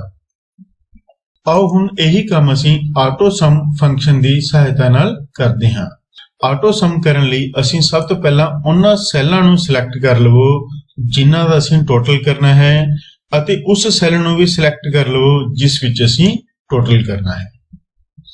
ਉਸ ਤੋਂ ਬਾਅਦ ਅਸੀਂ ਆਟੋ ਸਮ, ਜੋ ਕਿ ਹੋਮ ਟੈਬ ਰਿਬਨ ਵਿੱਚ ਐਡੀਟਿੰਗ ਗਰੁੱਪ ਵਿੱਚ ਮੌਜੂਦ ਹੈ ਕਮਾਂਡ, ਉਸ ਉੱਪਰ ਕਲਿੱਕ ਕਰਨਾ ਹੈ। ਕਲਿੱਕ ਕਰਨ ਸਾਰ ਹੀ ਸਾਨੂੰ ਆਟੋਮੈਟਿਕਲੀ ਖਾਲੀ ਸੈੱਲ ਵਿੱਚ ਇਹਨਾਂ ਸਾਰੇ ਨੰਬਰਾਂ ਦਾ, ਇਹਨਾਂ ਸਾਰੇ ਅੰਕਾਂ ਦਾ ਜੋੜ ਨਜ਼ਰ ਆਵੇਗਾ। ਤਾਂ ਆਟੋ ਸਮ ਦੀ ਵਰਤੋਂ ਕਰਦੇ ਹੋਏ ਵੀ ਅਸੀਂ ਸਮ ਫਾਰਮੂਲਾ ਲਾਗੂ ਕਰ ਸਕਦੇ ਹਾਂ। ਜੋ ਫਾਰਮੂਲਾ ਅਸੀਂ ਉੱਪਰਲੇ ਸੈੱਲ ਵਿੱਚ ਖੁਦ ਲਗਾਇਆ ਸੀ, ਉਹੀ ਕੰਮ ਅਸੀਂ ਮਾਊਸ ਦੇ ਇੱਕ ਕਲਿੱਕ ਨਾਲ ਵੀ ਕਰ ਸਕਦੇ ਹਾਂ। ਜਿਵੇਂ ਕਿ ਤੁਸੀਂ ਫਾਰਮੂਲਾ ਬਾਰ ਵਿੱਚ ਦੇਖ ਰਹੇ ਹੋ, H4 ਸੈੱਲ, ਇਹ ਸੈੱਲ ਕੀ ਹੈ H4 ਉੱਪਰ ਕਲਿੱਕ ਕਰਨ ਉਪਰੰਤ ਫਾਰਮੂਲਾ ਬਾਰ ਵਿੱਚ ਸਾਨੂੰ ਉਹੀ ਫਾਰਮੂਲਾ ਜੋ ਅਸੀਂ ਉੱਪਰ ਵਾਲੇ ਸੈੱਲ ਵਿੱਚ ਲਿਖਿਆ ਸੀ ਉਸੇ ਤਰ੍ਹਾਂ ਦਾ ਫਾਰਮੂਲਾ ਨਜ਼ਰ ਆ ਰਿਹਾ ਹੈ, ਪਰੰਤੂ ਹੁਣ ਸੈੱਲਾਂ ਦੀ ਰੇਂਜ ਇਸ ਵਿੱਚ D4 ਤੋਂ G4 ਹੈ, ਜਦਕਿ ਉੱਪਰਲੇ ਸੈੱਲ ਵਿੱਚ ਅਸੀਂ D3 ਤੋਂ G3 ਤੱਕ ਦੇ ਸੈੱਲਾਂ ਦਾ ਜੋੜ ਕਰਵਾਇਆ ਸੀ। ਤਾਂ ਜਦੋਂ ਅਸੀਂ ਆਟੋ ਸਮ ਦੀ ਸਹਾਇਤਾ ਨਾਲ ਫਾਰਮੂਲਾ ਲਗਾਵਾਂਗੇ ਤਾਂ ਉਸਨੇ ਆਪਣੇ ਆਪ ਸਿਲੈਕਟ ਕੀਤੇ ਸੈੱਲਾਂ ਦੀ ਰੇਂਜ ਨੂੰ ਯੂਜ਼ ਕਰਨਾ ਹੈ ਅਤੇ ਉਹਨਾਂ ਉੱਪਰ ਸਮ ਕਰਾਉਣ ਦਾ ਕੰਮ ਆਟੋਮੈਟਿਕਲੀ ਕਰ ਦੇਣਾ ਹੈ। ਇਸ ਤਰ੍ਹਾਂ ਤੁਸੀਂ ਇੱਕ ਇੱਕ ਕਰਕੇ ਇਹਨਾਂ ਸਾਰੇ ਸੈੱਲਾਂ ਨੂੰ ਸਿਲੈਕਟ ਕਰਦੇ ਹੋਏ ਆਟੋ ਸਮ ਦੀ ਸਹਾਇਤਾ ਨਾਲ ਸਮ ਕਰਵਾ ਸਕਦੇ ਹੋ। ਆਓ ਹੁਣ ਫਾਰਮੂਲੇ ਦੀ ਸਹਾਇਤਾ ਨਾਲ ਪਰਸੈਂਟੇਜ ਕੈਲਕੂਲੇਟ ਕਰਨੀ ਸਿੱਖਦੇ ਹਾਂ। ਜਿਵੇਂ ਕਿ ਤੁਹਾਨੂੰ ਪਤਾ ਹੈ, ਪਰਸੈਂਟੇਜ ਕੈਲਕੂਲੇਟ ਕਰਨ ਲਈ ਕੀ ਫਾਰਮੂਲਾ ਹੁੰਦਾ ਹੈ, ਜਿੰਨੇ ਅੰਕ ਪ੍ਰਾਪਤ ਕੀਤੇ ਗਏ ਹਨ ਵਟਾ ਜਿੰਨਿਆਂ ਚੋਂ ਪ੍ਰਾਪਤ ਕੀਤੇ ਗਏ ਹਨ ਗੁਣਾ 100।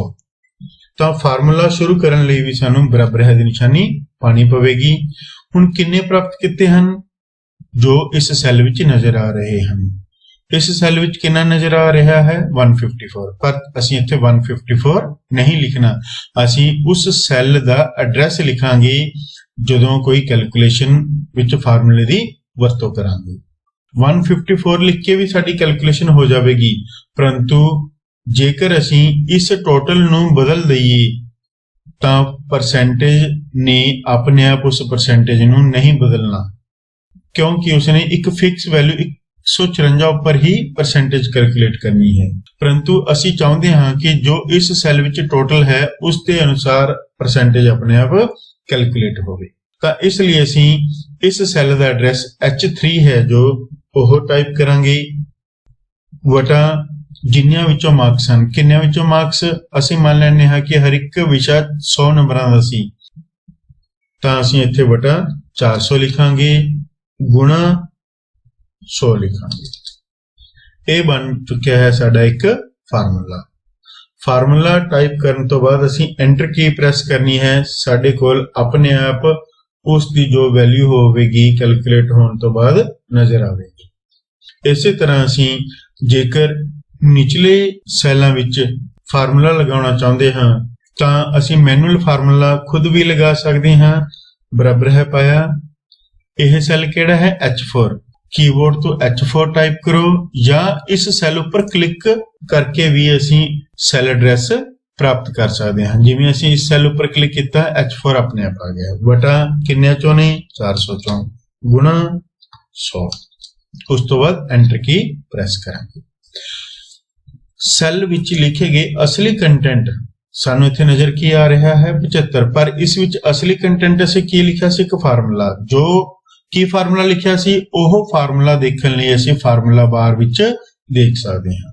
ਜਿਵੇਂ ਕਿ ਅਸੀਂ ਇਸ ਸੈੱਲ ਉੱਪਰ ਕਲਿੱਕ ਕੀਤਾ ਹੈ ਤਾਂ ਇਸ ਵਿੱਚ ਐਕਚੁਅਲੀ ਅਸੀਂ ਕੀ ਟਾਈਪ ਕੀਤਾ ਸੀ ਉਹ ਚੀਜ਼ ਸਾਨੂੰ ਫਾਰਮੂਲਾ ਬਾਰ ਵਿੱਚ ਨਜ਼ਰ ਆਵੇਗੀ, ਜਦਕਿ ਅਸਲ ਵਿੱਚ ਸਾਨੂੰ ਫਾਰਮੂਲਾ ਨਜ਼ਰ ਆਉਣ ਦੇ ਬਜਾਏ ਉਸ ਫਾਰਮੂਲੇ ਦਾ ਰਿਜ਼ਲਟ ਦਿਖਾਈ ਦੇਵੇਗਾ। ਜੇਕਰ ਤੁਸੀਂ ਇਸ ਫਾਰਮੂਲੇ ਵਿੱਚ ਕੋਈ ਬਦਲਾਵ ਕਰਨਾ ਚਾਹੁੰਦੇ ਹੋ ਤਾਂ ਉਸੇ ਤਰ੍ਹਾਂ ਤੁਸੀਂ ਇਸ ਸੈੱਲ ਉੱਪਰ ਡਬਲ ਕਲਿੱਕ ਕਰ ਦੇਵੋ ਜਾਂ F2 ਕੀ ਪ੍ਰੈਸ ਕਰੋ ਜਾਂ ਫਾਰਮੂਲਾ ਬਾਰ ਵਿੱਚ ਜਾ ਕੇ ਉਸ ਦੇ ਕੰਟੈਂਟ ਨੂੰ ਚੇਂਜ ਕਰ ਸਕਦੇ ਹੋ।